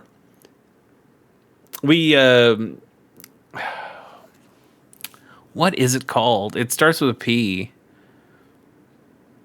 There's like some counterspell that basically already does this, and I don't remember what you have to do to get the +4 or to get the 4 instead. And I don't know if it's like it's not like Perplex, but it's because Perplex is a different card. Yeah, the black blue card. No, not Paradox. I don't remember what it's called. You can yell at the screen for me, put it in the comments. But anyway, that card sees some play. I think this could totally see some play. And it's an arcane spell. That really doesn't matter these days. But just as a cameo, that's wild. That's wild. We Say Thee Nay. Huh. I dig it. Whoosh was in Spider-Man, so yeah. 1 and a blue for an instant with kicker. 1 and a blue. Return target non-land permanent to its owner's hand. If this spell was kicked, you draw a card. It's fine. On to the black cards. Agents of Hydra is 1 and a black for a 1/1 human spy villain. When this creature dies, create a 2/1 black villain creature token with menace. Okay. I guess your immediate thought, and my immediate thought too, would be just go mono black sack, and no, probably not. Those have enough 1 mana guys that come out that will then make another token. I don't think we really need something that costs 2 mana to do that. But especially a 2 mana 1/1. Ooh, that feels so bad when you play that. But you do get a better token out of the deal once it's there. Like this is a better thing to put. Not dead after all on. Like now you get 2 of these tokens. It dies once and then it comes back and then it dies again.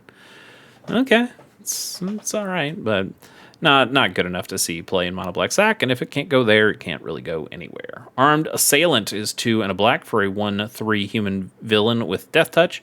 As long as this creature is equipped, it gets +2/+0 and has Menace. There's probably enough cheap equipments out there to make this work, but 3 mana for essentially a 3/3 with Menace, Death Touch, Menace and Death Touch, and whatever the equipment you gives it to.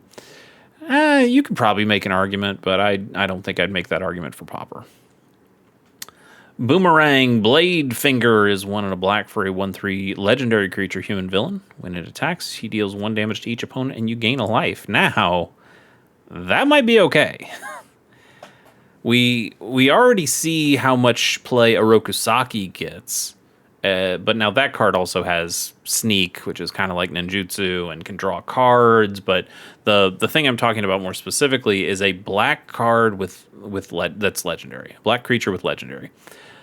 That is really tough for opponents to take out. We've seen how difficult that is, especially for black decks to take out. Black decks have always been able to play something like Cast Down, and now there's harder to play Cast Down because you have these legends out there. So they're always playing Snuff Out, right? Snuff Out targets non-black creatures, so doesn't hit this thing either. It makes the thing really tough to kill. It's why a lot of those cards, a lot of those decks are starting to play 1-off or even 2-off Go for the Throats, just to have an option of killing some of these legendary creatures. Now, if they make a legendary artifact creature that's in black, then I don't know what black like what does black do at that point? And I don't think they'll do that because I think they know that it would screw up the Pauper format. And as much as they say they don't pay attention to the Pauper format when they make new cards, I think that is bullshit. Anyway, I think Boomerang is probably not good enough to see play. I think you really do want something like a Rokusaki that is going to, one, do more damage than this, and two, draw you some cards. But I don't mind it. A 2-mana 1/3, and every time he attacks, it drains. That's not nothing. I guess I am going to write it down. Boomerang Blade Finger.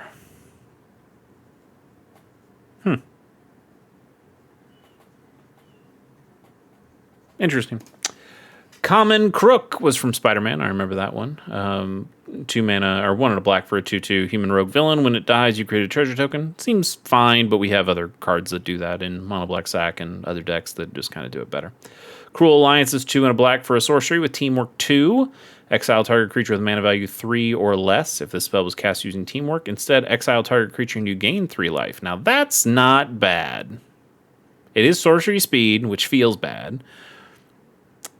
But I think about, oh God, I can't remember the names of all these cards. I remember enough. I'm going to figure out this one. We will get this one, right?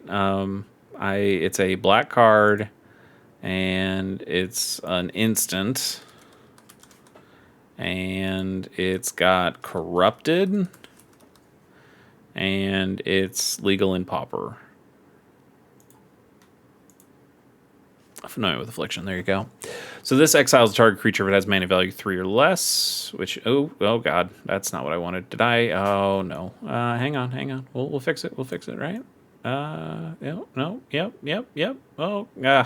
Can use these arrow keys. We'll get there. Everything's fine. There we go. That's no. Is that no? It's supposed to be a little bit more this way, right? I think that's right. Ugh, God. Sorry. So we have Annoy with Affliction, mana value 3 or less. This is the same thing there. You gain the 3 life. This has to have the poison counters. So poison counters are harder to get, and if you are playing with poison counters, you probably don't care about making them corrupted at that point. Like you just, especially exiling creatures. Annoy with Affliction is not particularly great in the Poison Storm decks. But it is pretty great if you just ignore this entirely and you go, oh, this is just an instant speed exile target creature, mana value 3 or less, which can exile a lot of stuff in Pauper. Like this card's sneaky good in Pauper, and people aren't playing it nearly as much as they should. It actually was sneaky good in Standard, and then people started realizing, oh, I don't have to play the Corrupted, I can just play this, and it did really good work in Standard to the point where this thing cost a decent amount. Can we actually look on TCG Player and see? Like, that doesn't help you. Let's check from like a year ago. Too bad we can't go further back. This thing was a lot higher than that. Can we ever see like its high sale price was $1.60? Like $1.60 for this card. For this. But it's true. It was a pretty decent removal spell in its later life in Standard, and it was pretty good there. And I think this could be pretty good in Pauper if people noticed it. Anyway, a sorcery speed one of those that can also use teamwork to exile anything. This gets you the exile any creature rather. Being able to exile any creature and gaining a 3 life in the process, pretty good too. This isn't bad. The worst part is that it costs 3 mana. Well, sorry. The worst part is that it's sorcery speed. The second worst part is that it costs 3 mana. But the rest of it, I don't hate. I don't think I like it enough to like really talk about. Well, to like make it one of my most interesting cards, or to put it in any of my decks for sure. But I do think there is, reason to bring it up. Deadly Dispute, banned in Pauper. We can't even talk about this card. It's banned. It was really good though. Anyway, yeah, Deadly Dispute, good card. Can't talk about it. What do we got next? More black cards. Decoy Ploy. That is hard to say. Whoa, Decoy Ploy. That's a sneaky one. 1 and a black for an instant. Choose one or both. Return target villain card from your graveyard to your hand, or return target hero card from your graveyard to your hand. That is probably really good in limited. I mean, it is just 2 raised deads together, but still, that's probably pretty good in. Well, it's instant speed, so that's probably pretty good in limited. It's not really good for our purposes. I guess it gets 2 changelings back from your graveyard to your hand. I don't know. Maybe. Not nearly good enough. Doom's Servo Guards. Look at these guys. Look at these dorks. I like them. 1 and a black for a 2/2 artifact creature robot villain. When this creature enters, you gain 2 life and you mill 2 cards. We've seen lots of cards like this in the past. Not exactly like this. No, not exactly like this, because we've seen cards that have like 2 mana 2/2 life linkers that mill 2 cards when they come into play. We had one from Lorwyn Eclipse, and we had one from Outlaws of Thunder Junction. Was it Outlaws? Yeah, it was Outlaws of Thunder Junction. And those cards I think are okay. Not good enough to really see play in dredge decks, which is the deck that might play it ever. But it's interesting that this is all just an enters trigger. So now you have to ask yourself. I mean, you don't. You don't have to ask yourself if this goes in Orzhov Blade or not. It doesn't. Gaining 2 life, and you don't really care about milling cards in Orzhov Blade. Yeah, you got like Blood Fountains, so maybe you can grab a creature back. This is an artifact, so it ups your artifact count. But no, I think it's mostly just a waste in Orzhov Blade. I wouldn't worry about it there. And I can't think of another deck that might even potentially care about it. Glamorous Grapplers. That's easy to say too. 3 and a black for a 3/3 human performer villain with menace.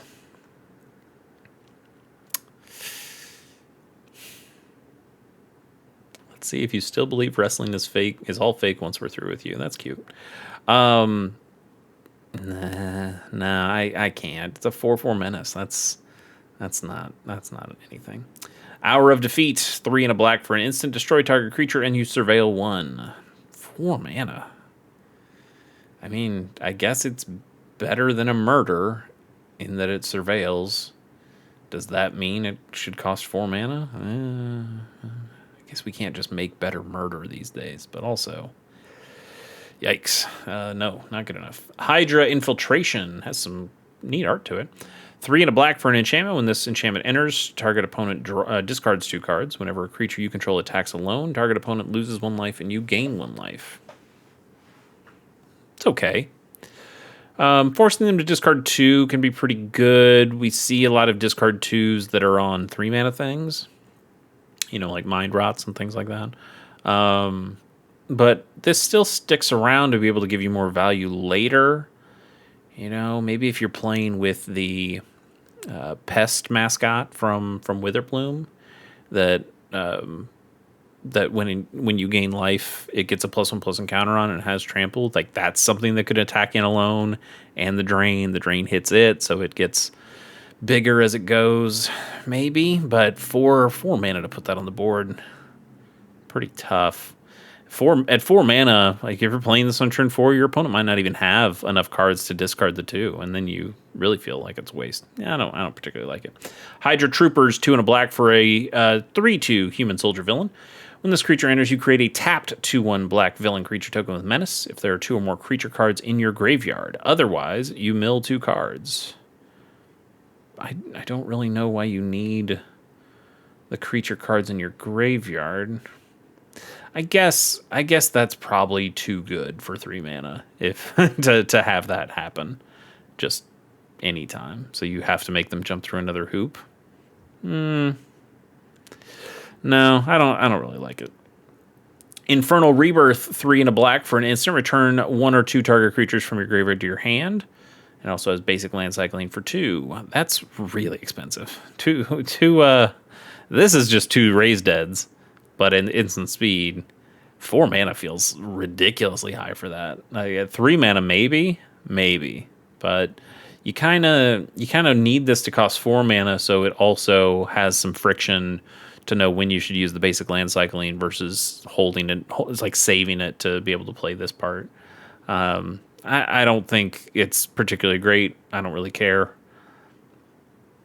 But I get why they designed it this way. I just don't think it's good. Inner Demon Gangsters was from Marvel Spider-Man. So we've seen it before. 3 and a black for a 3/4 human rogue villain. Discard a card. This creature gets +1/+0 and gains menace until end of turn. Activate only as a sorcery. That sucks. That sorcery thing really sucks. I'm discarding cards here. At least let me do it at instant speed so I can... I mean, I guess you're doing it at sorcery speed so people, it gets menace before you attack, so you're not screwing up people that way. But, man, I mean, if I'm discarding cards, I should be able to do that at instant speed. That's a lot of resources that I'm giving away. No. Kingpin's Enforcers, 2 and a black for a 2/3 human villain with lifelink. You can pay 2 and a black and sacrifice an artifact or creature to draw a card. 2 and a black. That's a lot of mana to have a sacrifice outlet. I do like that it has lifelink, but that's about all that I like. I think it costs a little bit too much. I think this costs too much, and I think this costs way too much. No, I don't think this is anything. Mach 1 Swooping Scoundrel, 1 and a black for a 1/3 legendary artifact creature human villain. Uh-oh. Oh no. That's what I said. Like, what hits this? What hits this? Oh my god, never mind. Sorry Wizards, I gave you too much credit. All right, let's read it. Wow, 1 and a black for a 1/3 legendary artifact creature human villain with flying. When Mach 1 enters and whenever you gain life, surveil 1. This ability triggers only once each turn. This card rules. This is really good. Oh my goodness. Where can't you put this? Like this could go in Orzhov Blade. It has an enters trigger, so like that's all right. You don't mind that. You gain a decent amount of life in that deck too, so you're getting a good amount of surveils off of that. It's a 1/3 flyer, so this can a Rokusaki could sneak in on this. That's really good. Yeah, you could Glinthawk this back to your hand and get another surveil because it's cheap enough to do. Like that's not too bad. This can go in not mono blue fairies, but it could go in Dimir fairies potentially as a way of flipping things, but also just as something that is so like if you're going to, this could even potentially, I don't think it would, but it could potentially even go in your sideboard, knowing that if you ever go up against a black deck, you can put this in and this thing is kind of unkillable by black decks, by black instants and sorceries. Like, whew. 1/3 too. So like even the black cards that give all creatures -1/-1, like sulfurous, not sulfurous springs, sulfur. God, is that what it's called? No, it's vapors. Oh, now have I forgotten all the cards? No, it's not vapors. What card? Oh, no, it is. No, that's not what this is. That's not the one I'm looking for. But it does something that's very similar to this. But it gives all your creatures -1/-, or all creatures -1/-1. So it doesn't stop. It doesn't stop that. Anoint, or not anoint, not anoint with affliction. That was the card we were just looking at. It's from the Battle for Bartle's Gate one. It's another black card that gives all your opponent's creatures -2/-2. This thing won't die to that either. Like, it dies to bolts and things, but man, this thing stays alive all the time. This is good. This is a good card. This might be the best. I mean, this is the best card we've seen so far. I feel very strongly about that. This is great. I do not like legendary creatures in Pauper. I can't hate this dude though. The card is too good. Swooping Scoundrel. Wow. Yeah, I'm gonna need a handful of copies of this one, please. Now you wouldn't play 4 in your Orsat Blade deck. Because again, it's legendary. It's not doing something so busted like a Rokusaki is. But I think you'd play 2. I think you'd play 2 copies of this. Maybe you could even get away with just 1. But I think 2 copies in that. Whew. God, this seems really good. That's a really good card. All right, we got to move on. But whew, look at my boy. Look at my boy over there. I don't even know what the hell he is or what he's from, but I like him. Minion Missile is 1 and a black for a sorcery. As an additional cost to cast this spell, sacrifice a creature or discard a card. Okay. Destroy target creature. Minion Missile deals 2 damage to that creature's controller. It's okay. You know, a 2-mana spell that destroys any creature. You could potentially sacrifice your own creatures off it. Usually you want to, like, these kind of cards have sacrifice a creature, or I guess these kinds of cards don't have sacrifice a creature or an artifact, but the ones that draw you to will. But, you know, destroying a creature and doing 2 damage, that's not too bad. Discarding a card could be potentially useful in Rakdos Madness decks.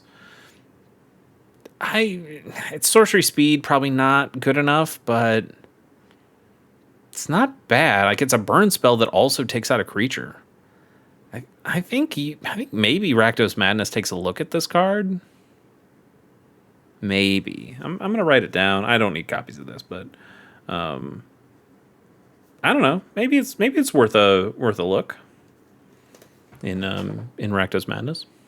Ninja of the Hand is 2 and a black for a 2/2 human ninja villain with Death Touch and Power Up for 4 and a black. Each opponent discards a card. Put a +1/+1 counter on this creature. It's a ninja that does not have Sneak or Ninjutsu on it. Come on. What are we doing? What are we doing? We already have the Turtles cards in here, so Sneak is a thing. You just made Sneak.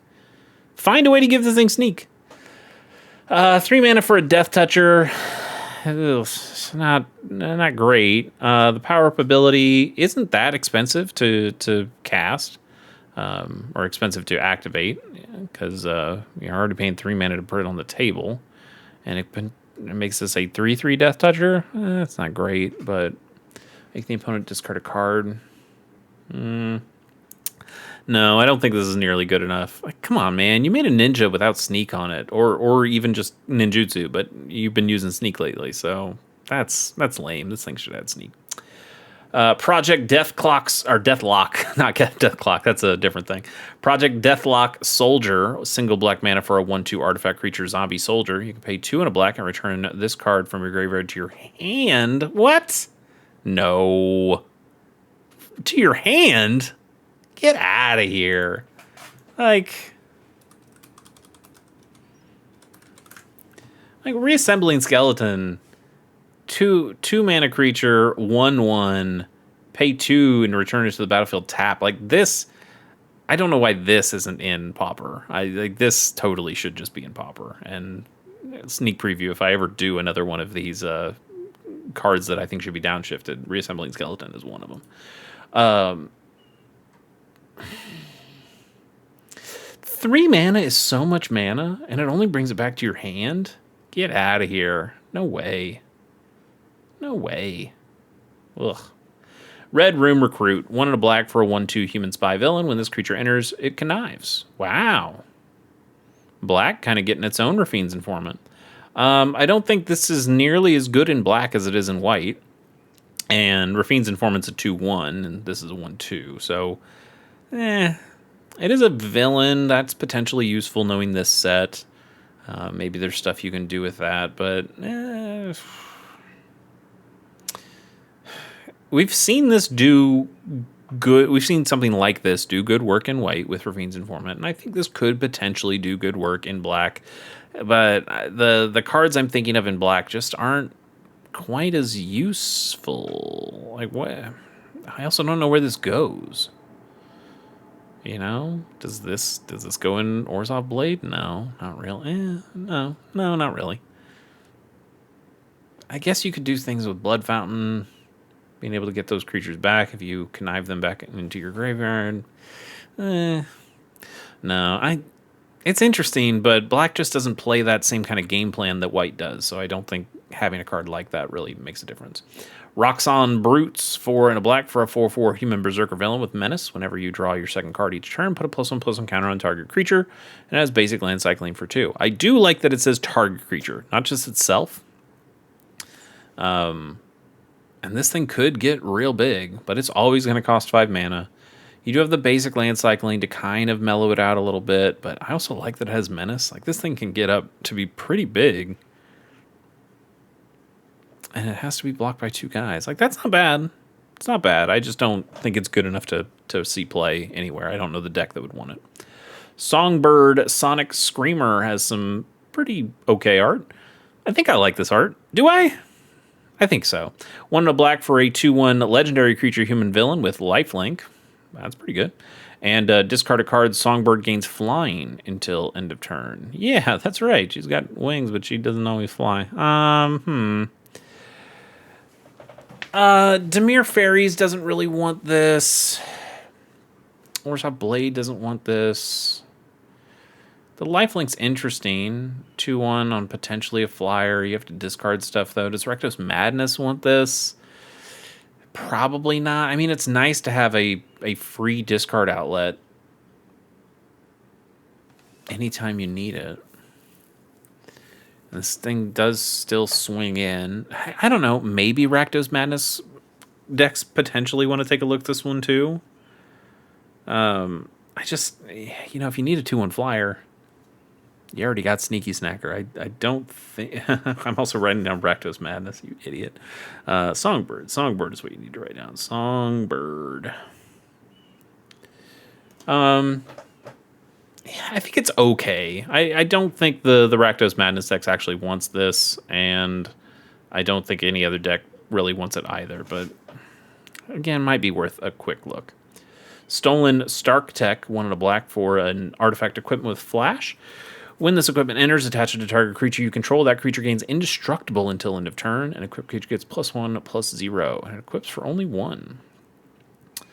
So it's a protection spell, 2 mana protection spell in black. That's okay, and then it still gives a power boost. It's not bad. Could potentially be interesting in something like an Orzhov Blade. You bounce this back to your hand with a Glinthawk so you can play it again at flash speed to protect something else. If that happens, maybe it could go in a sideboard to stop an opponent from killing all your guys. I don't think it does. But that's an interesting way to potentially play it. Even maybe in like a mono black sacrifice deck, if they're like really targeting your carrion feeders, you can just throw this on it. I don't know. Maybe. Probably not, but maybe. Swarm Being of Bees was in Spider-Man. We've seen this do some okay work. With Mayhem, it kind of goes in the Madness decks and does okay there, but it's probably still not as good as Kitchen Imp or the Sneaky Snacker, so it doesn't really see play there, but it could, and it has a little bit. Unliving Legionnaire. Don't like the name. 3 and a black for a 3/2 vampire villain with flying. You can power up for 5 and double black. Okay. Return up to 1 target creature card from your graveyard to your hand. Put 2 +1/+1 counters on this creature. What? No. Again, hand?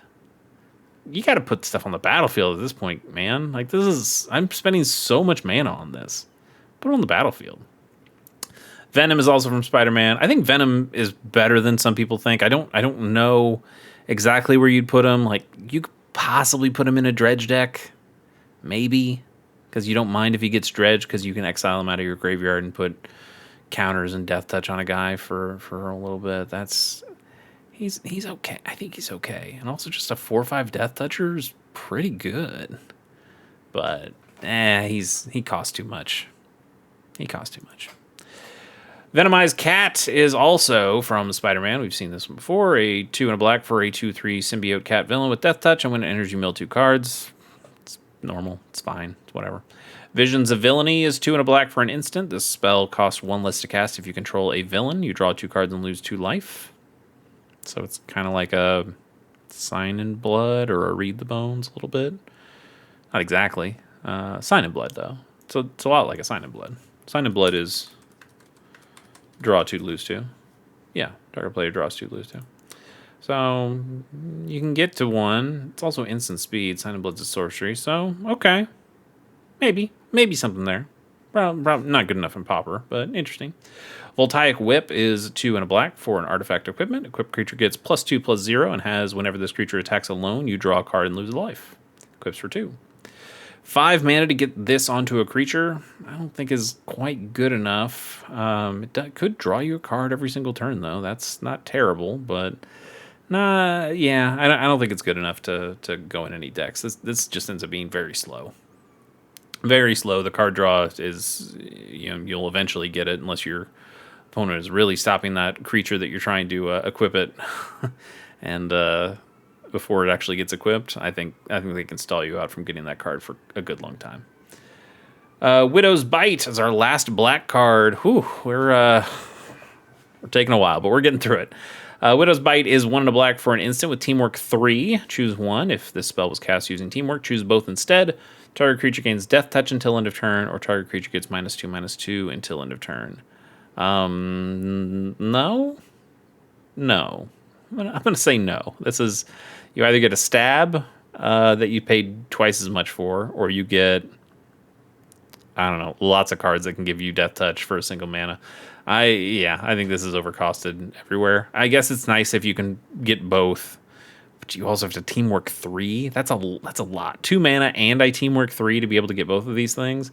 I know that that changes the combat math a lot and can turn chump blocking into I live and you die, but that costs way too much to do that. No, thank you.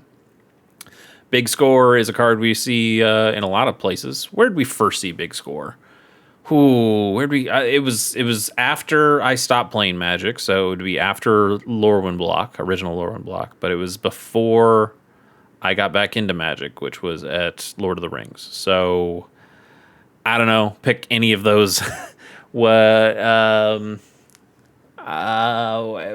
Dragon's Maze. I seriously have no idea. Streets of New Capenna. Oh, I should have known that. Because this was in Standard. I guess I just thought it was earlier than that. Interesting. Big Score is still a pretty good card. You see it sometimes played in the red Storm decks. 3 and a red for an instant is additional cost to cast the spell. Discard a card. You draw 2. You create True Treasure tokens. If you can get this mana cost down with your green, your familiars, your cost reducers for red, then you're making mana off of this, and you can do some dirty things. Lots of dirty things happening in that deck. This card's pretty good. Big Wheel. I like a big wheel. I'm already on board. What does it do? 2 and a red for a 4/4 artifact vehicle with trample. When this vehicle enters, you may discard a card. If you do, draw a card, and it accrues for 2. It's not good enough. It's called Big Wheel. I want it. I want to play Big Wheel. I want to say, I cast Big Wheel. It doesn't even wheel. I mean, it kind of wheels.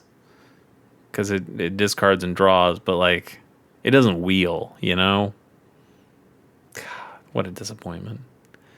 Black Widow Natasha Romanoff is 1 and a red for a 2/2 legendary creature, human assassin hero. That's all it does? It's just a legendary grizzly bear in red? Come on, we got to do better than that. Ugh, yeah, no, I don't like that at all. Blazing Crescendo is a card we have seen from Phyrexia All Be One. One in a red for an instant. Target creature gets +3, +0, or +3, +1 until end of turn. Exile the top card of your library until the end of your next turn. You may play that card. Seems fine, but nothing better than fine. Captain America's Motorcycle. One in a red for a 3/1 artifact vehicle with flash. When this vehicle enters, target creature or vehicle gets +2, +0 until end of turn. It's got crew 1. But it doesn't have haste, so it can't. I mean, it could give it to itself, but it doesn't do anything. But it does have flash, so it can just be a combat trick. This is not a very good combat trick, though. No, I don't think that's good. Chase Stein Runaway. One in a red for a 2/2 legendary creature human hero. You can tap it to discard a card and exile the top card of your library until the end of the next turn. You may play this card.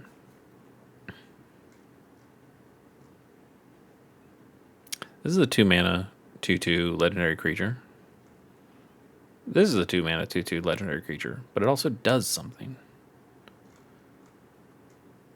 I get this is in like the jumpstart thing, but I don't know. Have her do something. What are you doing? This is also like in the jumpstart or commander thing. What are you doing? Why would you do that? This is okay.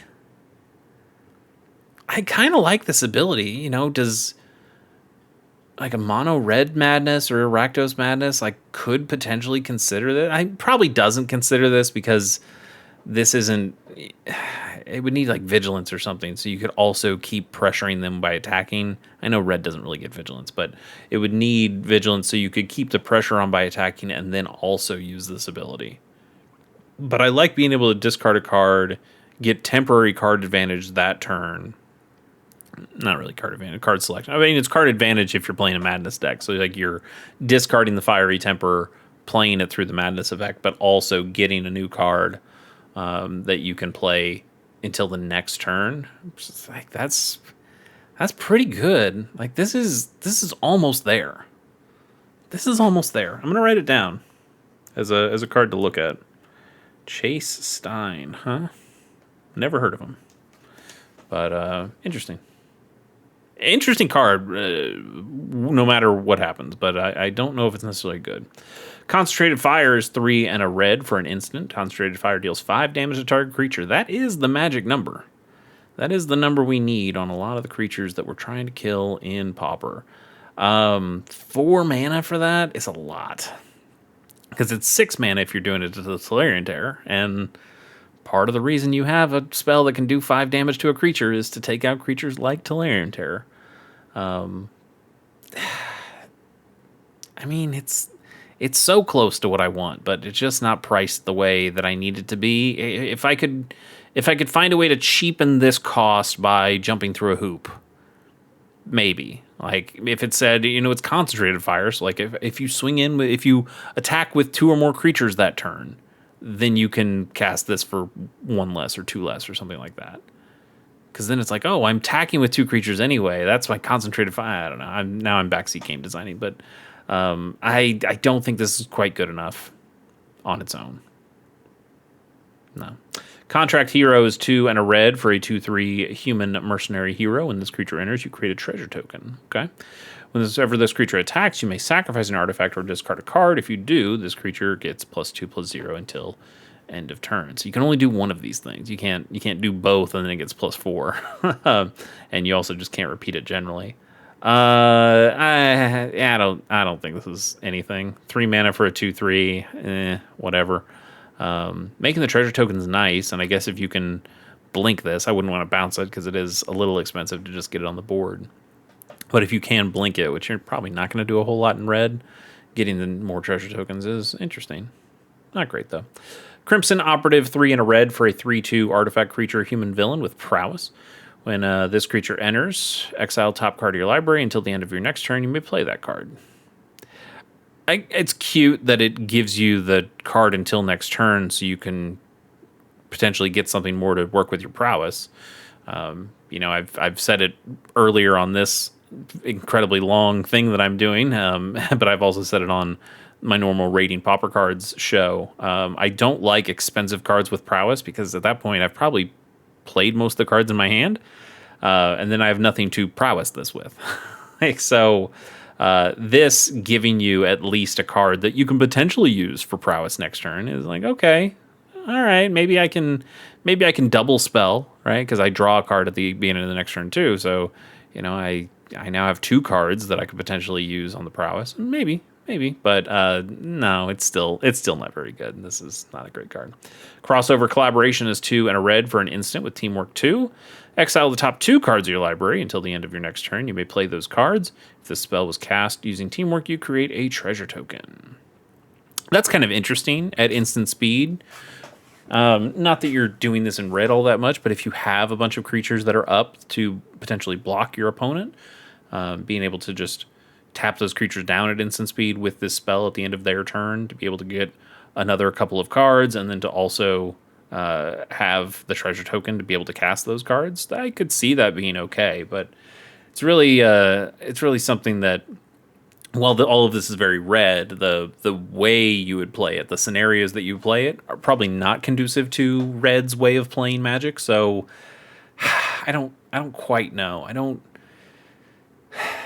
If blue could do something like this, then I think we would play this card. But when it's red, I just don't think it fits. Even in something like Izzet, I don't think it fits.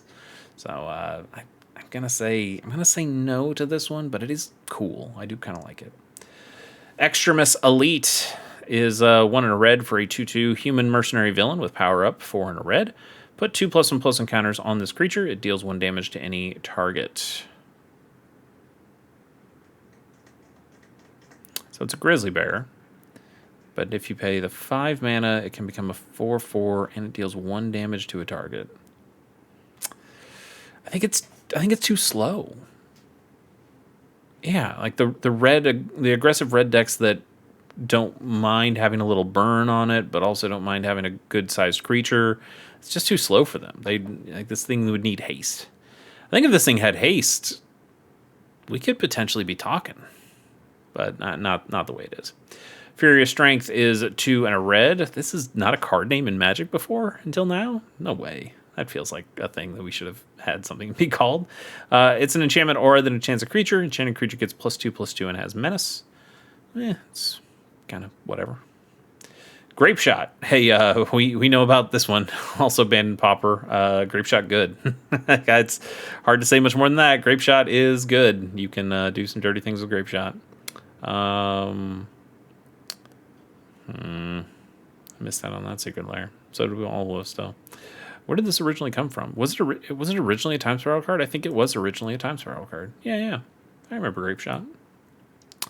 Anyway. Happy Hogan Dauntless Driver is a single red mana for a legendary creature human pilot with that's a 2/1.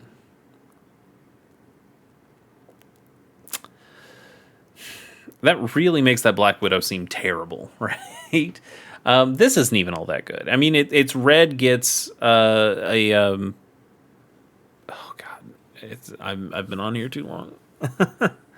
It's the lion. Oh my god, I've been here. Savannah Lions. Jesus. So red gets the Savannah Lions. Okay, red already has Savannah Lions in other rarities, but I guess okay now it has a Savannah Lions here. It's a legendary creature, though, so you can't play more than one. That's not terrible, though. I mean, look at something like... How do I not remember Savannah Lions, but I can remember Jackal Pup? No problem. Jackal Pup, easy. So, Jackal Pup... Happy Hogan's just a better Jackal Pup. Because this deals the damage to you if it takes damage. And this card got played all the time.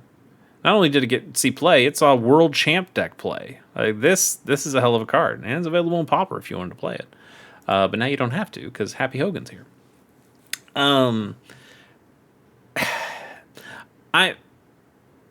Far be it from me to say, hey, you need to make your Jackal Pup even better than Jackal Pup, which is again already is, except that it's legendary. That's its only real drawback here. But if he's a pilot, at least give me the text that says he can crew vehicles with 2 more power than what he's got. Like, give me like the stock pilot text on him.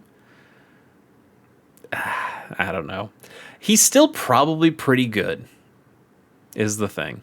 A red Savannah Lions might be okay, but I don't know. I don't really know. Okay, let's talk about it. Hawkeye's Bow. I already got to write it down. I'm not buying copies of this because I don't really care about this combo. I also think it will eat a ban somehow, whether this card or the other card that goes with it. Hawkeye's Bow is a single red mana for an artifact equipment. Equipped creature gets +1/+0 and has reach. Whenever equipped creature becomes tapped, it deals 1 damage to each opponent. Equips for 1. You see that it's like pre-sale price is already going for $2. It's ridiculous. I don't remember the name of the card. I think I know where I can look it up on my phone faster than I can look it up here, right? Let's go to Discord because I have some people who are talking about it. Not on my, I don't have a Discord, but on another Pauper player's Discord server. It is. God, what the hell? You guys talk too much. Skybreak, Seeker of Skybreak. That's what it's called.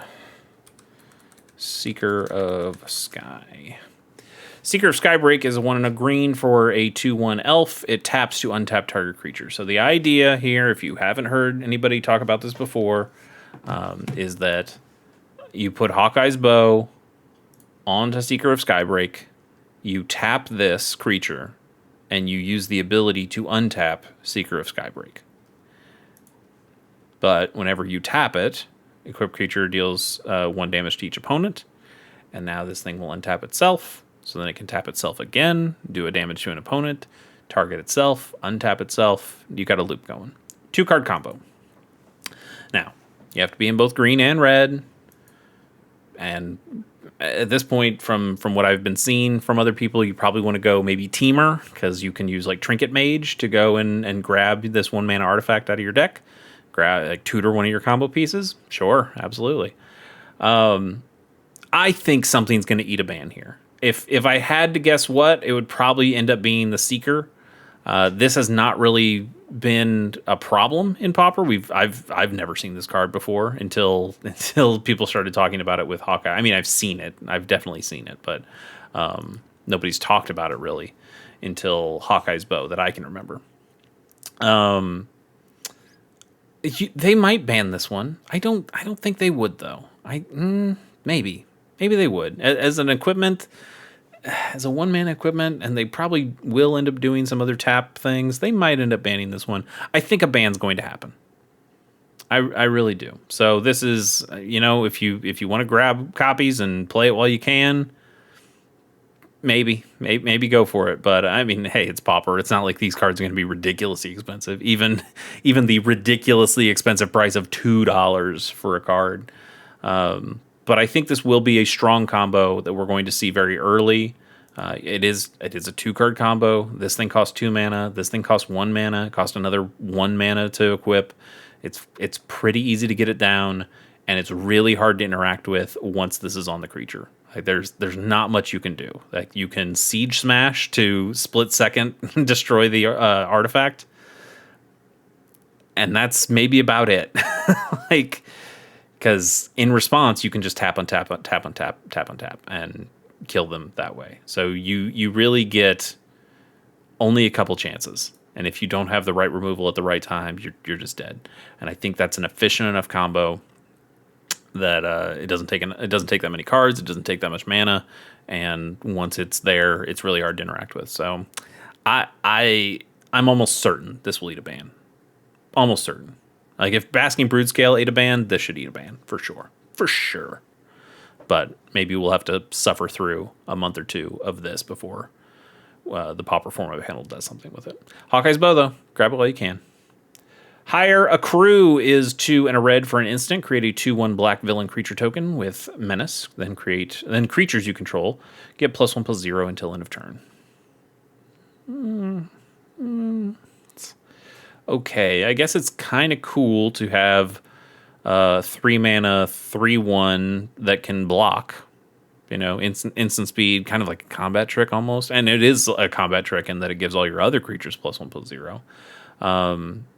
And I suppose this is kind of cool that you can do this on offense and get a nice big swing in, and then also have a guy back to hold back to be able to block whatever your opponent tries to do on the crackback. That's okay. That's okay.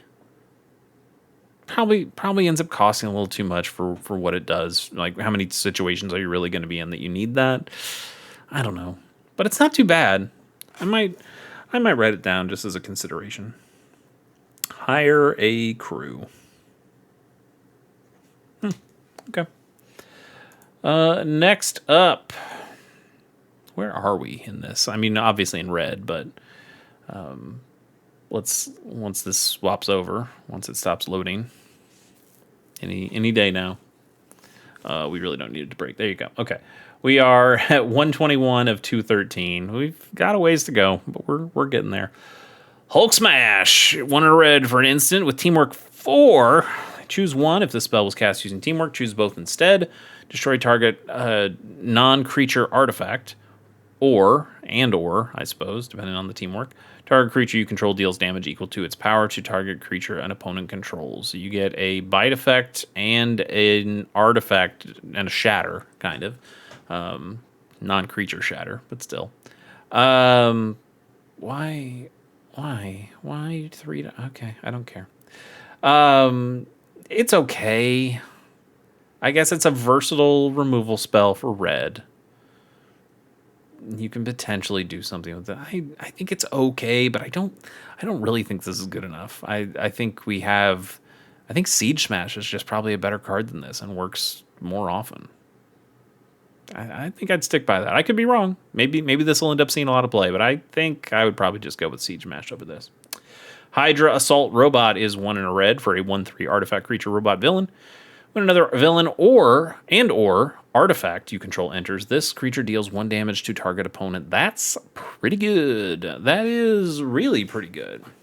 We've seen stuff like Raphael Tough Turtle and Impact Tremors and those kinds of effects that when more creatures come into play, and that can be a pretty good thing. But man, we can certainly throw some artifacts on the table real quick. You play this in Rakdos, and you're able to play Blood Fountain. That's 2 artifacts right there. You can play this in Izzet and put down a bunch of artifacts. You can play this in Grixis Affinity, and that puts down a lot of artifacts at once. Your artifact lands count, so that can also potentially do some damage. This guy might see some play. I could even potentially see, and not necessarily a deck being built around this guy, but a Grixis Affinity offshoot from what Grixis Affinity is normally doing. I think I could see maybe a second Grixis Affinity deck that plays this, or Rakdos, or Dimir, or not Dimir, or Izzet. And I think you could potentially do something real cool. I like this guy. I'm going to buy some copies. I think this might also be pretty good. I've mentioned it on the show a number of times, but I've got a Boros equipment deck. And I don't think this guy is good enough to go in there, but Boros is another, Boros synthesizer decks. That certainly plays a lot of artifacts that get bounced and played again. So maybe it sees a home there. There's a lot of stuff this guy might work well with. So Hydra Assault Robot, I'm okay with it. I'm okay with it. I'm gonna grab 4 copies for myself, and I suggest you probably do the same. Inspired Fire. That one's a little tough to say, too. 3 in a red for an instant. This spell costs 1 less to cast for each card you've drawn this turn. Inspired Fire deals 4 damage to target creature. See, that's what Concentrated Fire needs to be. That's what I want from Concentrated Fire. I need this exact text, but except I need it to say 5 damage to target creature. But if this is so close. It's so close. Inspired Fire, Concentrated Fire. I need Concentrated Inspired Fire. give that card to me. This doesn't quite do it. I don't think this does enough work, especially when it only deals damage to creatures. For this one, I don't think that sees enough play. Any play. Kree Sentinels 4 and a red for a 5/5 artifact creature Kree robot villain with reach and basic land cycling for 2. In red, a 5-mana 5/5 with reach. Reach isn't something that you see a ton in red. You see it a little bit with like archers and things like that, but still 5-mana 5/5. That's not terrible in red. It's not good enough for Pauper, but for red generally that's okay. And I like the basic land cycling as like this makes a lot more sense as a basic land cycler. Here's something you can play later in the game. Although I don't know if I like it exactly, but I can respect what they're doing here of, it's not just the basic land cyclers are all like 6 mana and above. We're having some basic land cyclers or land cyclers in general that have, not ridiculously big mana costs. So it's not always do you want to play this in the early game? Or do you want to cycle this away in the early game, or do you want to play as the giant thing in the late game? Do you want to play this in the early mid game, or do you want to cycle this in the early mid game, or do you want to play this in the mid/mid late game? And that's maybe a more interesting decision where you really do want to, balance the potential outcomes there versus, generous Ent, where like, okay, I'm nowhere near generous Ent mana, so I'm just going to cycle this away. It's very clear which one you're going to do with generous Ent at any one time. A little fuzzier for this, and I think that's interesting from a game design standpoint, even if I don't really care from a player standpoint. Kunlun Warrior, come on, man, you got to help me out. 1 and a red for a 2/2 human warrior hero. When this creature enters, you may sacrifice an artifact or discard a card. If you do, draw a card. This is already $2. Why? I mean, I don't think this is terrible. Turn 1, Voldaren Epicure. Turn 2, this. You sacrifice the blood token and you just draw the card. So you're kind of getting the value out of the blood token without spending the blood token. That's like a decent turn 1, turn 2. It does discard a card when it comes into play, so you can discard a Madness card. I guess I can see it. I don't think this goes in Mono Red Madness, though. I just don't. I don't think it goes in Rakdos Madness.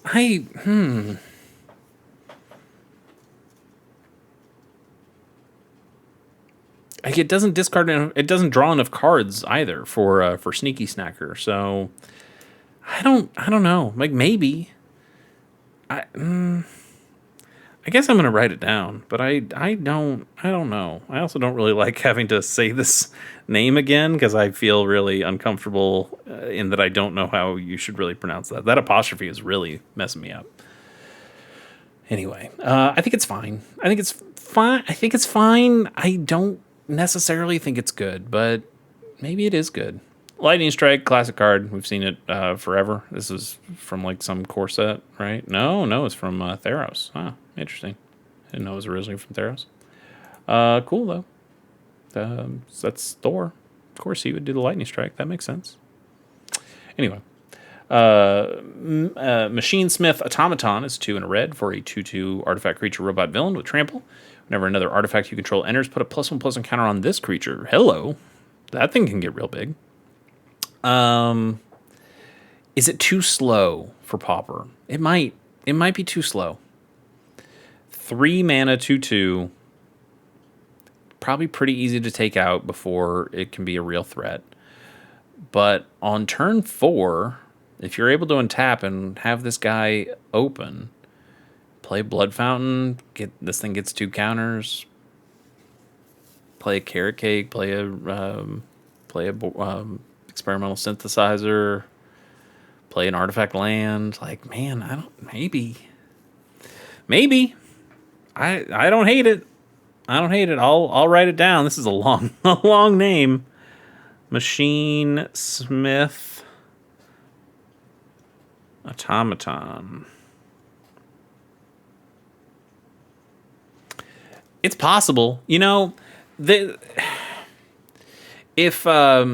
If Pest Mascot is at all playable, I suppose this is playable too. In fact, probably more playable because there's so many more artifact cards that are being played than there are life gain things in Pauper.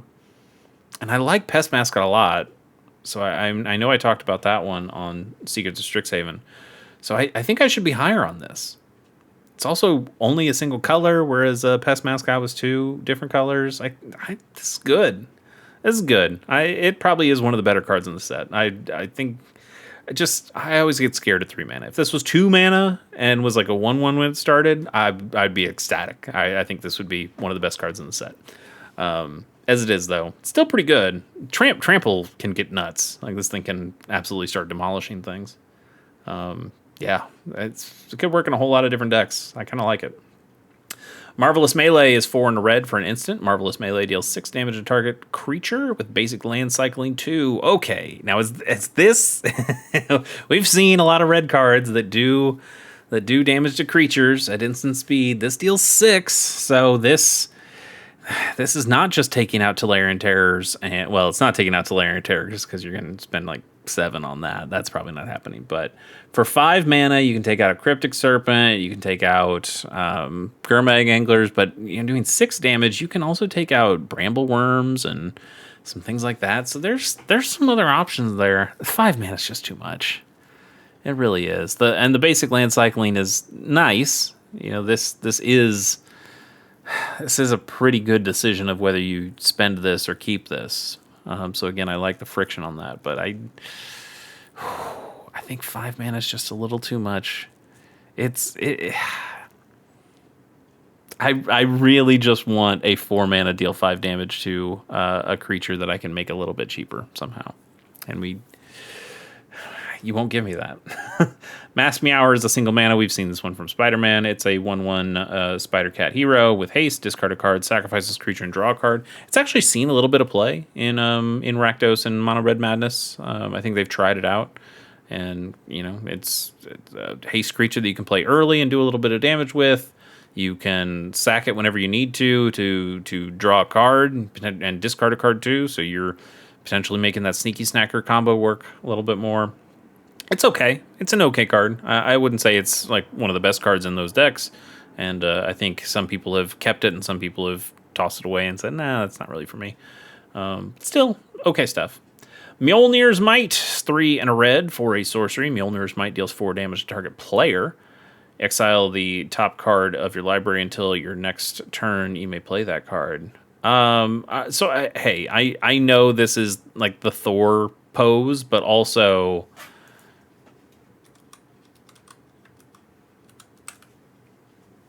He's kind of just doing the Lava Axe pose.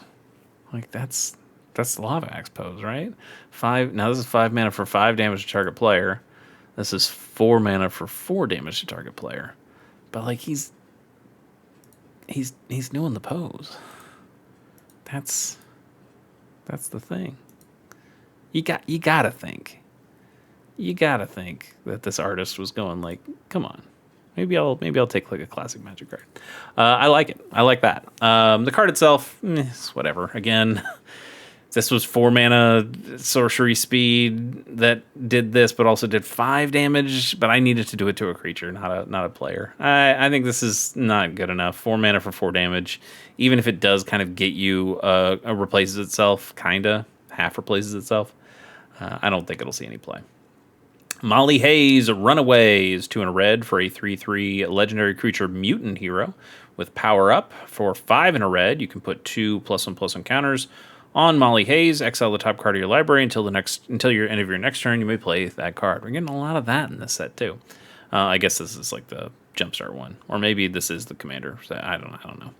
Anyway, a 3 mana 3/3, even legendary. That's basically vanilla. Other than that, not particularly great. The power up is okay. It's a 6 mana 5/5. I think you can do a little bit better than that. Yeah, I think it's kind of normal. Quicksilver Pietro Maximoff is 2 and a red for a 3/2 legendary creature human hero or mutant hero with haste. Sure, he's Quicksilver. That makes sense. He's quick. 3 mana 3/2 with haste. Legendary? Nah.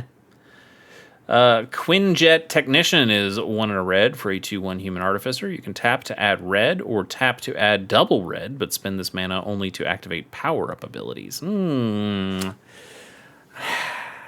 I do like these little red mana dorks we've been getting lately, and this one's kind of interesting, having only working with the power-up abilities, but getting, some real ramp for that. I don't think this is really going to come up in Pauper too much unless there's some busted red card with a power-up ability that we specifically want this guy for. Maybe it doesn't have to be red, but it has to go in a deck that wants red to be able to play both. I think that's kind of a tough ask. I don't think we'll see any play out of this unless we haven't seen a card yet. Maybe there'll be a green card, then we'll do some Gruul kind of thing. Repulsor Blast is a great name to say in Marvel vs. Capcom 2. It's a fantastic game. 3 and a red for a sorcery with Teamwork 2. Repulsor Blast deals 5 damage to target creature. Uh-oh, it's happening. If this spell was cast using Teamwork, it also deals 2 damage to that creature's controller. Nah. Hopes are dashed. You need to find a way to make this better. I don't think that's a good enough Teamwork ability. Yeah, it does the 5 damage. Sorcery speed, don't like that. I just don't think this is quite enough of a package. I kind of don't know why it isn't instant speed. Would that be too good? I don't think that would be too good. Anyway, Repulsor Raise is a single red mana for a sorcery. Repulsor Raise deals 3 damage to target creature. Okay. Is that better than Chain Lightning? Chain Lightning deals 3 damage to any target, so no. No, it's not. Chain Lightning is just better. But that's pretty good damage. That's pretty good damage. I mean, burst lightning, that's instant speed, but it's 2 damage to any target, or that could potentially be more, but I mean, that's decent damage. That's a Sunlance, right? Sunlance is sorcery speed, right? Yeah. So it's a Sunlance, but without the non-white. The thing is, Sunlance is good because it was color shifted, kind of, from Planar Chaos. Like, this isn't really a thing that white should be able to do, but, it's got a card that does it. I don't know. I don't think red needs this. I think red has enough other things that they can do, especially, what deck are you playing this in? Most of the red decks want to do burn to go to the face, and this can't do that. So, and also Skred exists, and I think the decks that are able to play Skred are able to just play enough snow lands that they're like, we don't need this. We're fine. Romantic Rendezvous is a card from Spider-Man, but classic scene. I just rewatched the original Spider-Man movie with Tobey Maguire. You know what? Movie's still okay. I might be sick of Marvel. I might be sick of Marvel movies, but that movie, just fine. Discard a card, then draw 2 cards. Yay, that's fine. We have a billion cards like this. But those cards are either not at sorcery speed, or they do something else, or they're both. And this just isn't nearly good enough. Shock was from Spider-Man, but also from everywhere else. Shock is a classic Magic card that's good, but just not good enough, and sees no play. So it's fine. Sif's Spearmaster, 2 and a red for a 1/4 God Warrior Hero. You can tap it, and this creature deals damage equal to its power to target opponent. I kind of like that. So it is just like a 3 mana 1/4 that pings. So, like, this is a Prodigal Pyromancer? But, I mean, it does the damage to an opponent, not to anything. So, it's like a Tim. It's like a red Tim, which is a Prodigal Pyromancer. Again, from Planar Chaos. But, if you up this thing's power, put some counters on it, now it's doing a lot more damage, and it's already It's probably too slow. It's probably too slow. But I dig it. I also like the art on this one. Good job. Good job. I was like, I'm not gonna butcher that name, but it is good. I like the art. It's probably not good enough for Pauper, but I do like it. I might put this in like a cube. Yeah, I think it's a cool enough card for a cube. Sif's Spearmaster. Okay. What do we got next? It's Smashing Spree. 1 in a red for an instant. Target attacking creature gets +3/+3 and gains trample until end of turn. That's okay for 2 mana. You know, red doesn't always get a giant growth, and even if it has to pay double for the giant growth, and it gets trample on top of it, that's probably okay. I don't know if it's good enough, but it's probably okay. Spider-Gwen we have seen before. Legendary creature, 2/3 reach. When it becomes tapped, you can discard a card if you do draw a card. That hasn't really seen play. Which it feels like, you know, with all the sneaky snacker stuff that we've talked about and the madness things, like maybe it could, but 3 mana for a 2/3 creature has really been the killer for it. Good art on it, though. All right, we're getting there. Spider-Man Hometown Hero is a new Spider-Man card, but from the Marvel set, because we needed another Spider-Man card. We just didn't have nearly enough. Spider-Man Hometown Hero is 4 in a red for a 5/4 legendary creature, human spider hero with reach. And when Spider-Man enters, target creature with power 2 or less can't be blocked this turn. I don't think that's good. I don't. 5 mana, 5/4 with reach. That's okay on its own. But this enters ability, I don't think it really does a heck of a lot. I mean, yeah, you can do this on a creature and then buff its power a bunch, so it's still unblockable at that point. I'm not impressed. Stark Industries Executive. Hey, it's Pepper Potts.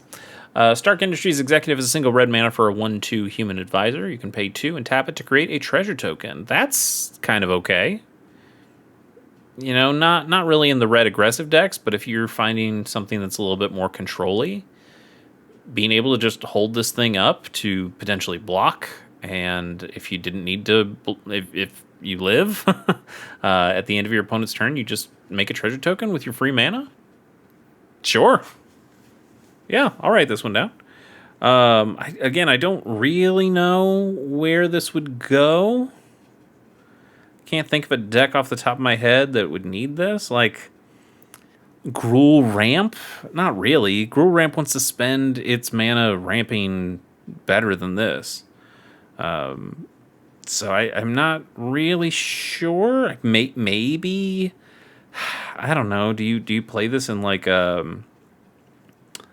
Grixis Affinity? Because it's just making more artifacts? Probably not. I don't know. I think it's good enough to see play somewhere, but we have to figure out where that is, and at the moment I don't know. Maybe it's a brand new deck. Stegron, the Dinosaur Man, was from Spider-Man, but it's a 4 in a red for a 5/4 legendary creature dinosaur villain with menace. It also has dinosaur formula. For 1 in a red, you can discard this card until the end of turn. Target creature you control gets +3/+1 and becomes a dinosaur in addition to its other types. I think this is fine. I still do. As a basically like a channel card. So like an instant speed, uncounterable, +3/+1. Kind of okay.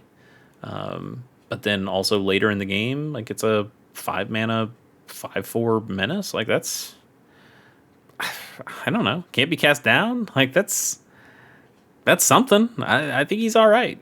Not good enough to really see play, but still okay. Super Speed is a single red mana for an enchantment aura with flash that enchants a creature. When this aura enters, enchanted creature gains first strike until end of turn. An enchanted creature gets +1/+0 and has haste. So I've heard Mark Rosewater talk about it before, but somebody was asking like, "Oh, I want something to give a creature flash and haste," and he's like, "What's the point of that?"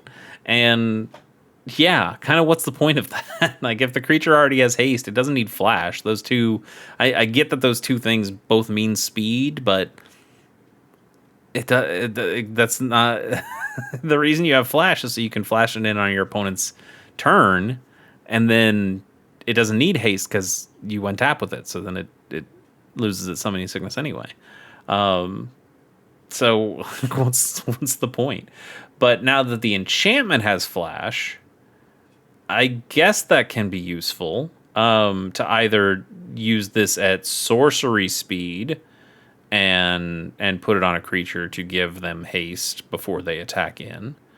Or you can use this at instant speed, at flash speed, as a combat trick to just give it an extra power and first strike. I guess, like, so it's kind of modal in that way, and that's cool. That's cool. I think what's probably going to happen is that you're going to find people misplay this card a decent amount because they won't, like, new players won't really understand. Wait a minute, it's flash speed, but also give haste. Like, what am I doing? And I think they'll potentially be a little confused on where they play this and how they play this. But it's a little, it feels a little messy to me. Like, I would almost want this to be like a split card that could do one or the other. Like, does it have flash? Like, here's a thing that has flash and can give a creature first strike and +1/+0 until end of turn, or I don't know. I don't even know what to say at this point. But it feels a little messy because it's like putting them all in one card, and really it's kind of two distinct spells, and that you'd play at two distinct times that overlap with each other in terms of what they do, but not entirely. Cool card. I don't think it sees Pauper play, but it does make me giggle, and that's something. Taxi Driver was from Marvel Spider-Man. It's 1 in red for a 3/1 human pilot. You can pay 1, tap it, target creature gains haste until end of turn. We've seen a billion of those. They're all kind of normal. Vision of Love is 1 in red for an instant. You may sacrifice an artifact or discard a card. If you do, draw 2 cards at instant speed. And, ooh, okay. Being able to sacrifice an artifact to do this is cool. Like, this is kind of combining the red cards that all do this, that discard a card to draw 2, and all the black cards that sacrifice an artifact or creature to draw 2. And now you get both of those options here.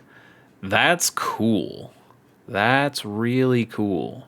You know, being able to sack a free blood token or a clue token, or you know, maybe you have a great furnace or something that you can sacrifice and you're okay with to draw a couple cards. Being able to also just discard the card if you're in the Madness decks. I mean, there's a lot of stuff. This will probably end up seeing some play. Like, I like. We're not going to do this, but if we ban the Duskmourn one, I forgot, the name slips out of my head at this point, but like, that card is maybe a little too oppressive, doing 2 damage to the opponent, as well as getting the discard 1, draw 2. Grab the Prize, that's what it's called. I don't think Grab the Prize is so strong that it's going to get banned out of the format, but if it did, I think you see cards like this come around and go like, hey, we're basically good enough, and we can give you an interesting idea as well. This will see some potential play. I think people will try to figure out which ones they want to use. Grab the Prize is still going to be the 4 of in those decks, but in those red decks anyway. The mono red decks and the Rakdos decks, but I think you're also going to see the plot one. I forgot what it's called from OTJ, but the one that you can plot earlier, so you can play it for free on a later turn. That one's pretty good, being that you can play it for free on a later turn. That's really nice. But this one's a really interesting one. Gives you a lot more flexibility on how to activate it to get the 2 cards. It's pretty good. It's worth talking about. I've already talked about it here, and I think I can write it down to talk about later. Vision of Love. Cool. Yeah, and probably, I'm not going to say it's worth this. It's definitely not worth that. Don't pay $2 for this card, but I can understand the early hype for it. Volcanic Villain is our last red card. We're getting there. Volcanic Villain is 2 in a red for a 3/2 elemental villain with haste, and also has power up for 5 in a red. Put 2 +1/+1 counters on this creature. That is normal. That is fine. It's nothing special. The haste is cool, but whatever. Accelerated Evolution is 2 in a green for an enchantment aura that has flash. It enchants a creature you control. And whenever this aura enters, enchanted creature gains hexproof until end of turn. Enchanted creature gets +2/+2. That is a lot of stuff on a single card. 3 mana flash that gives a hexproof, so you are getting some protection out of it. +2/+2 is okay. The flash speed is really nice. And being that it's an aura, it does stick around. I don't hate it, but I don't love it. I don't think this will really see play. I think we have enough other cards that kind of do this. Like, the Bogles decks, does that really need it? No, because it doesn't need the hexproof. No, I don't know. I don't think it'll see play. Ant-Man's Army is 2 and a green for a 3/2 insect. When this creature enters, you create a food token or a treasure token. That's kind of interesting. I think most of the time you're going to pick the treasure token, but cool to be able to have the option for food. Is this better than a Jewel Thief? Is this better than a Jewel Thief? Let's take a look at Jewel Thief. I'm going to say no, because the Jewel Thief has Vigilance. But, and Trample. Oh, I forgot I had Trample. So it's definitely not as good as a Jewel Thief. But 3 mana 3/3 with Vigilance and Trample. When it enters, you create a treasure token, or a 3 mana 3/2. Yeah, no, Jewel Thief just destroys this thing. Yeah, unless you really need the food tokens, and I don't think you need the food tokens. Jewel Thief's such a good card. Beast Mode. Okay, is a 1 and a green for an instant with Teamwork 1. Target creature gets +1/+1 and gains Trample until end of turn. Also put a +1/+1 counter on that creature if this spell was cast using Teamwork. That's a pretty easy Teamwork cost to cast. 2 mana for 2/2 worth of stats, and Trample is kind of not amazing. I mean, we saw Red be able to do that with +3/+3. But if you do the Teamwork, then you get the counter as well, and the counter does make that +3/+3 for the turn, but you still get to keep the +1/+1. Okay, I mean, it's fine. I don't think this is good enough to see play, though. Black Tom Cassidy's 1 and a green for a 1/3 legendary creature mutant villain. You can tap it to add a green. If you control another mutant, you gain a life. There's a period there, so you don't, you can tap this at any time. But if you control another mutant, you will gain a life. So if you have a changeling out there or some other mutant, there might be a couple in there. You can get a life off of that too, and that's potentially good. Again, considering we have things like Pest Mascot and Green-Black is starting to do some more life gain shenanigans, and this is a mana dork that also does life gain and also blocks pretty well as a 1/3 body. Also legendary, so it can't be cast down. There's a lot of okay things about this. Is it good enough? Probably not. I think I still might write it down, though, as a card to keep an eye on. Black Tom Cassidy. Okay. Bushmaster, hello. Coiled Henchman is 1 and a green for a 2/1 legendary creature snake human villain. Has Death Touch. Each other creature you control with a +1/+1 counter on it has Death Touch. That's interesting. There's a decent amount of ways to get +1/+1 counters on your creatures in Pauper, and being able to give them all Death Touch is okay. Again, legendary, so it can't be cast down. Cheap enough to get on the board early. 2/1 Death Toucher itself, so it can block a decent amount of things. I don't hate it. I don't particularly love it, but I don't hate it. It's something to consider. I don't know if it's good enough, but it's something to consider. Call Damage Control, 1 and a green for a sorcery. Choose up to 2. Return those cards from your graveyard to your hand. So target artifact card, target creature card, target enchantment card, or target land card. So you get 2 of these, up to 2. And you won't be able to choose anything more than once, so you can't say 2 artifact cards, but you can pick an artifact and a creature, or a creature and a land, or an enchantment and a land, whatever. That could potentially be okay. There are some decks that probably don't hate that. Sorcery speed isn't great. You'd love to be able to do it at instant speed, but that's asking too much. Yeah, I mean, it's pretty versatile. You can do a whole lot of things with it. Probably not quite good enough, but it is interesting. Yeah, you can grab like a fetch land back and grab a creature. Yeah, there's stuff. There's stuff you can do. Is it playable? We'll see. We'll see. I don't think it's playable, but I think it's close. Colossal Collision is 3 and a green for a sorcery. Put a +1/+1 counter on target creature you control. Then that creature deals damage equal to its power to target creature an opponent controls. And it also has basic land cycling. That's too expensive for this ability. We've gotten this ability for way cheaper, but you can't make it way cheaper because it also has land cycling on it. So you kind of have to make it expensive to make it a real choice between which one you're going to use. I don't really like it at all. Commune with Dinosaurs, single green mana for a sorcery. Look at the top 5 cards of your library. You may reveal a dinosaur or land card from your hand. Not from your hand. Let me read that again. Commune with Dinosaurs is a single green mana for a sorcery. Look at the top 5 cards of your library. You may reveal a dinosaur or land card from among them and put it into your hand. Put the rest on the bottom of your library in any order. Do you have a dinosaur deck? No? Then no. I don't think this card is good enough. These cards are generally pretty good as a way of, finding a creature that you might want, or at the very least a land. Like, that's okay. You will play them sometimes, but for this one you really need to be able to get the creature types, and there's not a ton of dinosaurs that see play in Pauper. There's some, but they're kind of few and far between.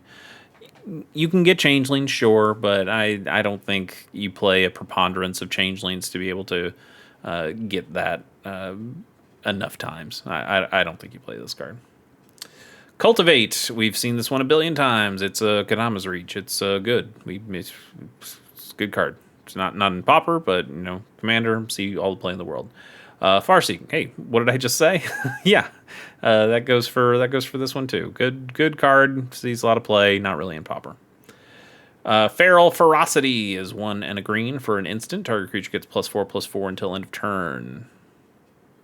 Isn't that like monstrous growth? Yeah.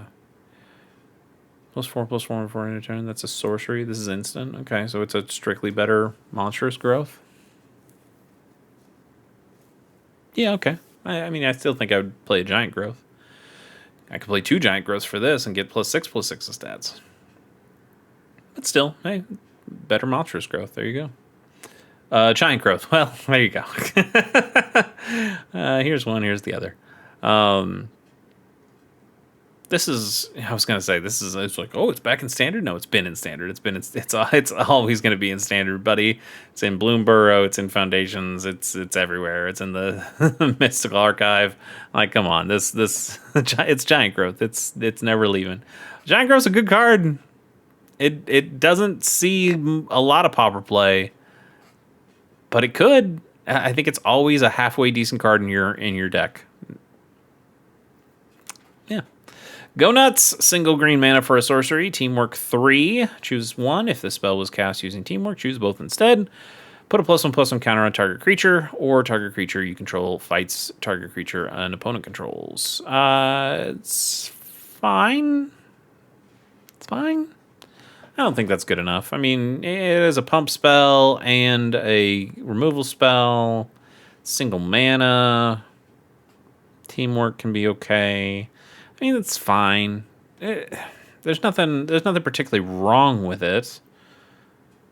I just don't think it's quite that great. I'm also, we've been going through this for a while now, and I feel like a lot of these teamworks are just kind of, here's a modal spell. If you do the teamwork, you get both. I would really like the teamwork to change the spell in some way that would make it feel like more, instead of just doing. I guess maybe that makes more sense for teamwork. That I have a thing that I do. I'm one member of the team. I have a thing that I do. I'm second member of the team. But if you use teamwork, we both do our things. But I get it. But I also would like the spell to alter in some way to be a little bit more interesting than just one spell or second spell or both spell. Yeah. Gorilla. Beautiful. We did it. There you go. The best name in the set. This is a good joke. We don't get a lot of good jokes in Magic cards these days, in my opinion. This is a good joke. Gorilla. 1 green for a 2/2 ape soldier hero with reach. Sacrifice this creature to destroy target non-creature artifact or non-creature enchantment activate only as a sorcery. Ah, there's the problem. It was so close. It was so close. It's still not bad. A grizzly bear with reach that can also sack itself to destroy an artifact or an enchantment. I don't hate that. Like, this blocks fairies a good amount. This will block a ninja, even if they get a ninja on the board. Not being able to sacrifice itself at instant speed is a real pain. But I kind of like it. Good name. Anyway, I'll move on. Knight of Wundagore? Guessing on that one. 1 and a green for a 2/1 cat knight villain with trample. Whenever you put a +1/+1 encounter on another creature, put a +1/+1 encounter on this creature. This ability triggers only once each turn. It's pretty easy to put +1/+1 encounters on things, and now you're getting double the... You're not getting double the counters, but you are putting twice as many counters on your things. It's just that, you know, one is always going to this guy and one to the other thing you put on. I don't hate it. It's not good enough. I think a 2/1 for 2 mana to start with, probably just a little too easy to pick off before you can really do anything with it. But if you get it to the point where it grows enough, it's going to be really tough to stop. You could probably do some... You know, isn't there like a thing that... There's a card that's like from Modern Horizons 3, that gives all your Eldrazi spawns... Is it Evolve? I think it's Evolve. That's not the one I want. I want, like, Training, right? Isn't Training the ability that if you attack with a creature that you can put a +1/+1 encounter on something that's smaller? Maybe. But the idea that this thing would always end up getting bigger... I don't know. That's probably not quite working the way I want it to. I think it's fine, but probably not good enough for Pauper. Lurking Lizards, I remember seeing this card in Spider-Man, and I remember saying this might be pretty good. I actually ended up buying some copies of this one, thinking it might go in like a Tron deck because you're casting so many giant spells out of that. You're not playing this in Tron. You have too many. You're building up too much in Tron to begin with. You're never playing this card to get down early. I still think it's okay as a 2 mana 1/3 with trample. This thing also can eventually get big, but you have to play a bunch of stuff first. I kind of like it. But probably not enough to be good. All right. Pet Avengers is 3 and a green for a 4/4 dragon, cat, dog, bird, frog hero with reach. And it also has power up for 6 and a green. You can put a +1/+1 counter on this creature and create a 3/2 white hero creature token with vigilance.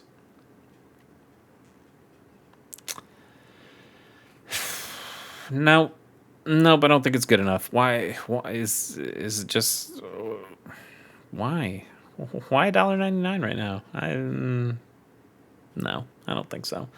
I don't particularly think this is anything. 4 mana for a 4/4 reach. It's fine, but I think we just have other green creatures you can play instead of that. Yeah, it has a lot of creature types on it. There's some funny things you can do with that. I think there's...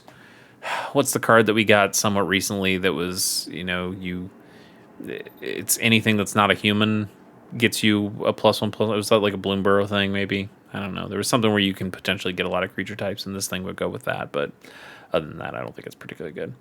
Powerful Broker is 2 and a green for a 3/3 human villain. You can tap it and get for each kind of counter on target permanent or player. Give that permanent or player another counter of that kind.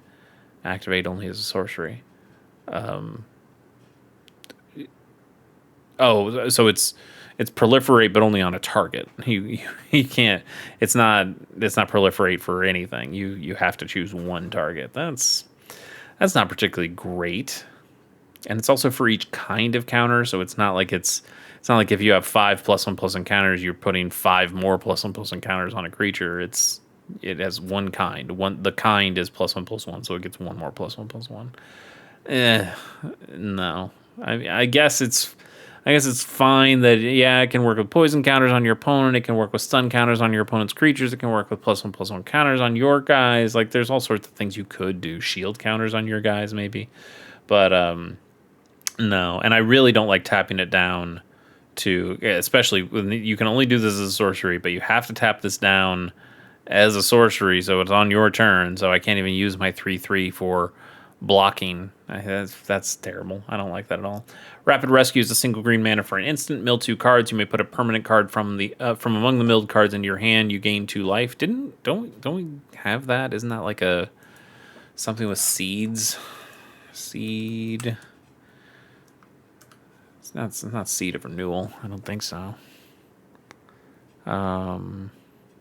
Seed of Hope. There you go. Mill 2 cards, put a permanent from among, you gain 2 life. That's an instant speed. This instant speed, same card. It's fine. Sees no real play. I don't think this will see play either. Restorative Techniques, 2 and a green for a sorcery. Target player gains 2 life, then searches their library for a basic land card, puts it onto the battlefield tapped, then shuffles, put a +1/+1 counter on target creature. Okay. So it's a rampant growth, but it does a lot more for the 3 mana. Gaining 2 life, rampant growth, and a +1/+1 counter. I mean, I want this, just not for Pauper. I want this for a commander deck. Yeah. Restorative Technique. And parentheses, Sab Sunin. Yeah, if you have a Sab Sunin deck, this seems like a card you have to have. If you don't, I think it's kind of just okay. Anyway, I won't see any Pauper play. I can't imagine this will see Pauper play. Maybe. I don't think so. Savage Land Dinosaur is 4 and double green for a 7/6 dinosaur with trample and basic land cycling. Are we just getting like slightly better Colossal Dreadmaws every time? Like, this is Balam T-Rexar. Like, this is 4 and double green. So same mana cost. For a 6/6 trampler, when it enters, you gain 3 life and has 4 cycling for 2. And this is 4 and double green for a 7/6 trampler with basic land cycling 2. I guess you can make an argument these aren't exactly the same. This gains you the life, and it's a forest cycling, so you can get any kind of forest, even like a dual type land. This is a basic land cycling, but you are getting an extra point of power. I feel like we are just getting better Colossal Dreadmaws, and it makes me sad every time. Colossal Dreadmaw should be a good card. Not necessarily should be a good card. I hate that we keep cheapening Colossal Dreadmaw even more than we have already. This is fine, but I don't think it'll see any play. Now, Balam T-Rexar doesn't see any play. It's all Generous Ent, right? Like, Generous Ent just beats the hell out of this thing. So we play Generous Ent instead. Scout the City was from Spider-Man. This thing's pretty good. 1 and a green for a sorcery. Choose 1. Look around.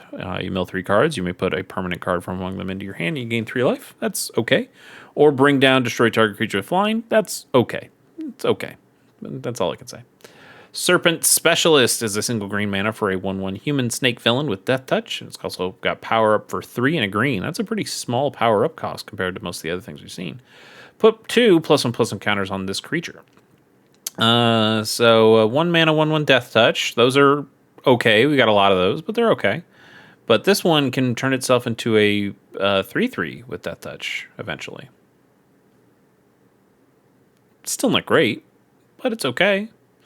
You know, I guess you play this over Fang of Shigeki, unless you're playing an enchantment deck, and then you still want the enchantment creature out of Fang of Shigeki. But yeah, I don't know. It's fine. These 1/1 Death Touchers just don't see a whole lot of play. Spider Rex, Daring Dino, we've seen from the Spider-Man set. Hey, look, it's another Colossal Dreadmaw that's better than Colossal Dreadmaw. Reach, Trample, Ward 2. It's just a better Colossal Dreadmaw. It's legendary, but, you know. Sees no Pauper play, probably will continue not to. Although, I mean, I don't know. If Gruul Ramp, like, this isn't the worst thing in Gruul Ramp. I guess it's not even the worst thing in Tron. Tron doesn't really need to make double green, but you know, Ward 2 on your 6/6. You know, eat your heart out, Delirium Terror. Super Strength for and a green for an aura, enchantment aura that enchants a creature. Enchanted creature gets +4/+4 and has trample and ward 1. 5 mana for this.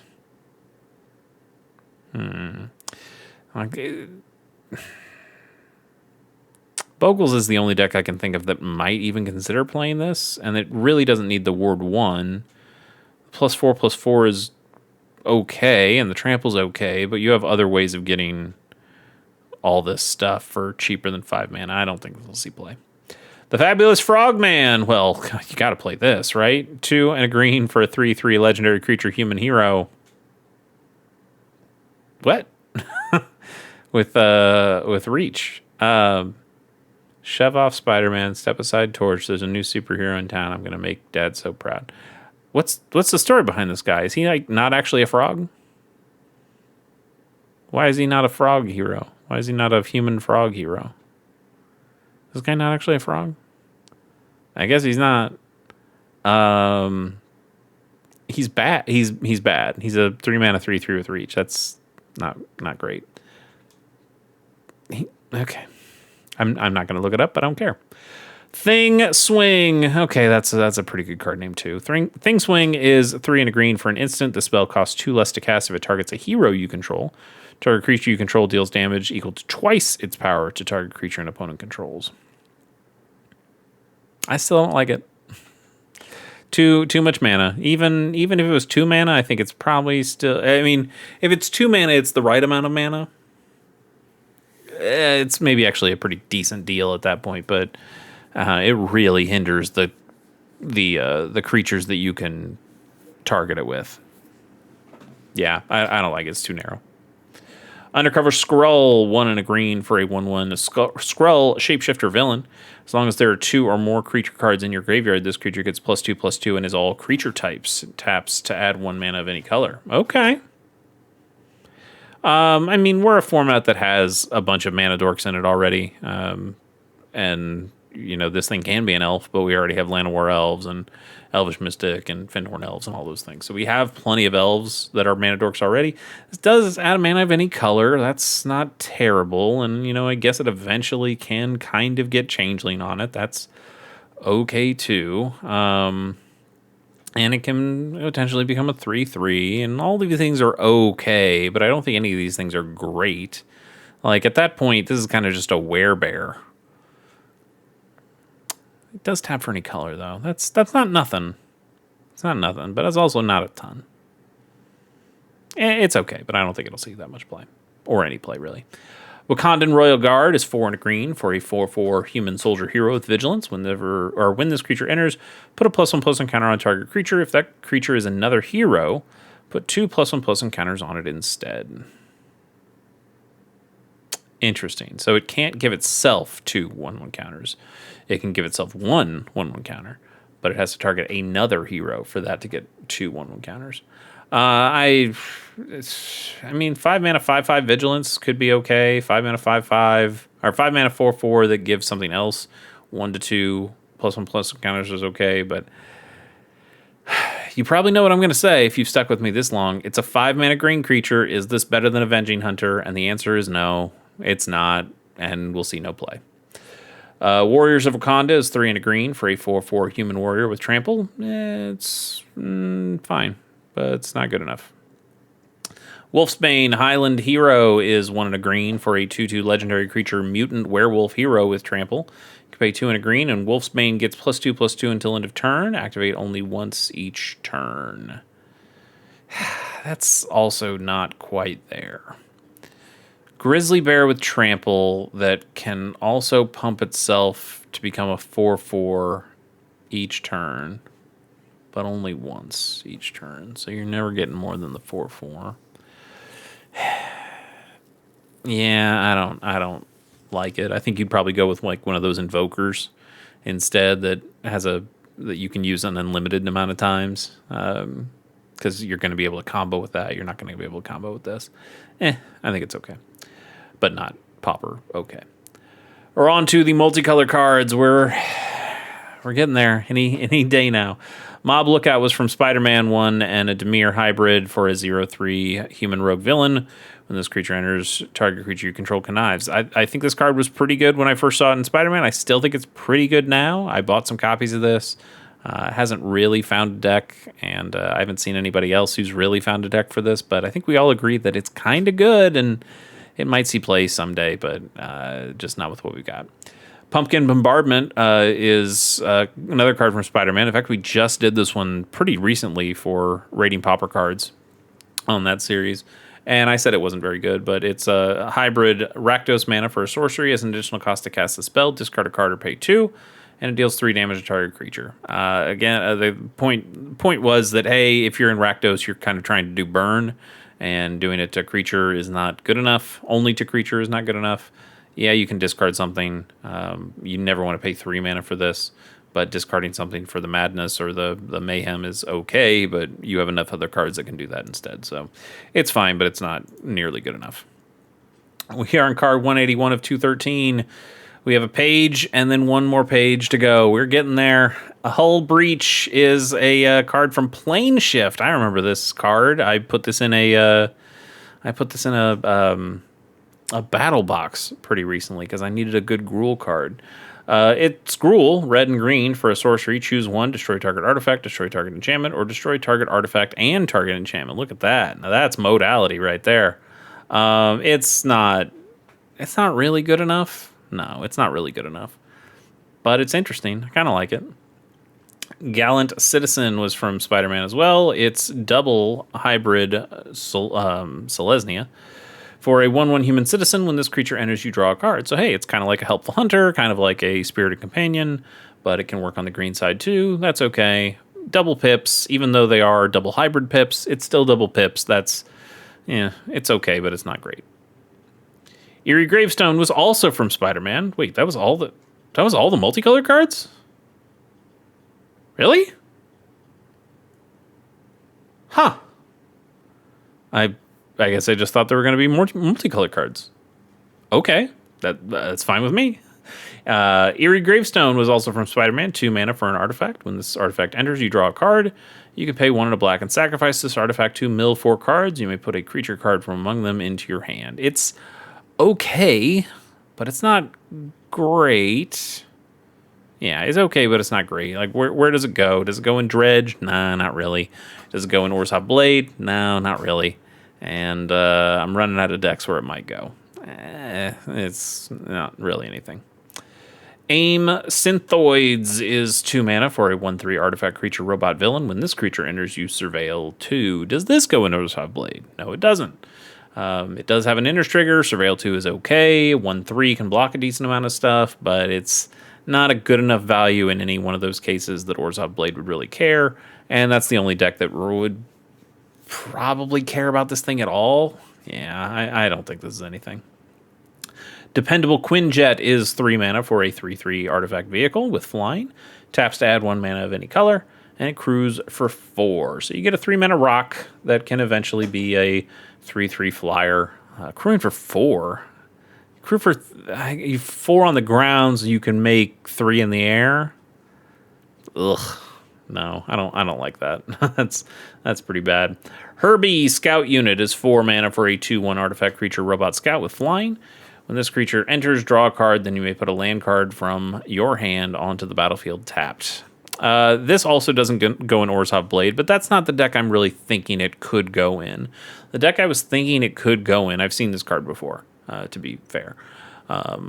But the deck I was thinking of is Tron decks. Could Tron decks want this card? You know, 4 mana for a 2/1. That sounds kind of bad, but it does fly. It does give you something to block your opponent's creatures or chip in for a little bit of damage. That's not why you're playing it either. You're playing it because, you know, you get to draw a card, which is always nice in Tron. Tron's always looking to draw some cards. But also, you get to put a land card from your hand onto the battlefield tapped, so you can potentially play more of your Tron lands. I don't know if you're drawing enough cards in Tron to guarantee that you're going to be able to put those lands down when you're getting this. So I don't think it's good enough. It's close to good enough. It's close to good enough, but I don't think it's actually good enough. Ultron Drone is 3 mana for a 2/3 artifact creature robot villain with power up 6. Put 2+1/+1 counters on this creature and create a 2/2 colorless robot robot villain artifact creature token. All right, 3 mana for a 2/3, and you pay the power up cost, and it becomes a 4/5, and you get another 2/2 robot. I mean, it's all colorless, but no, I don't think that's good enough anywhere. Vibranium Energy Daggers is an artifact equipment with indestructible. Okay, I'm liking that already. And it's equipped creature gets +2/+2 and equips for 3. All right. Okay, I need to check something. I know we're close to the end, and everybody, including myself, would like to get this over with. But indestructible. And let's say artifacts, because that's important for me. I guess I don't care about the color. Indestructible artifacts, mana value equal to 1, and legal in Pauper. That is my question. How many of these do we think there are? There's, Nutrient Block we know about. Let's just see. Let's see what we come up with. So Darksteel Axe and Nutrient Block. So there are 2 of these. And now there will be a 3rd one with Vibranium Energy Daggers. So I'm thinking Kenku Artificer here. I guess I haven't shown what Kenku has done for a while, but you see you got both of those. Kenku Artificer, one of my favorite cards in Pauper, and my favorite cards anywhere, really. 3 mana. When it enters, put 3+1/+1 counters on up to 1 non-creature artifact. That artifact becomes a 0/0 homunculus artifact creature with flying. So this thing already has indestructible. So you're turning it into a 3/3 flying artifact creature with indestructible. That's pretty good. Now the question is, do you play Vibranium Daggers in that deck? And I think the answer is no, because I think Nutrient Block just kind of does everything you want if you're putting any of these in the deck at all. Because again, you don't have to. You can just play more of the bridges. The artifact bridges that are indestructible lands, and you can put the 1/1 counters and make those into flying indestructible lands, and that's pretty cool. But I think if you're going to play any of them, the Nutrient Block is still the best one. It does have that life gain potential if it's put into a graveyard in any way. So if they, give it --, Arms of Adar. Wow, that was from a long time ago, but Arms of Adar gives -2/-2 to all your opponent's creatures. If they're able to give --, enough to kill this thing, and goes to the graveyard, you draw a card out of it. You can still sacrifice it any time to gain the life and draw the card. Like, that's kind of nice. The Nutrient Block's good enough, and you can have 4 copies of that. We have not played the Darksteel Axe in that deck.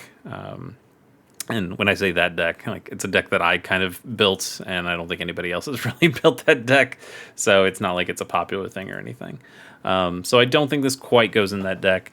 The equip cost is quite a bit. Yes, you're getting it out on the table in turn 1, but you're not equipping it to anything until much later. +2/+2 is okay, but no, I don't think that's good.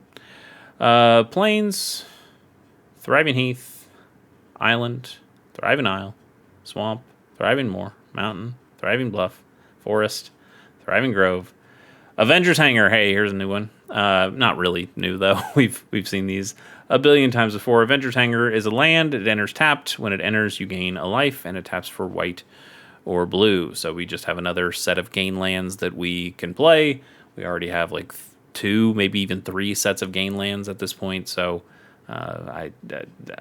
these, maybe you'll see maybe you'll see these get played over the other ones that we already have, because somebody likes the Marvel cards. It won't be me, but somebody will. AIM Labs does the same thing. Hell's Kitchen does the same thing. Los Diablos Missile Base does the same thing. Barina Zana Plaza does the same thing. Fisk Tower does the same thing. Stark Industries does the same thing. Subterranean Cavern does the same thing. Asgardian Citadel does the same thing. PIM Technologies does the same thing. There's a command tower. Doesn't really work in Pauper. Evolving Wilds. Yep, sure. Path of Ancestry. Sure. Yep. Surveillance Room. This one's new. It's a land. When this land enters, you surveil 1. You can tap for colorless, and you can pay 1 to add 1 mana of any color. Isn't that just conduit pylons?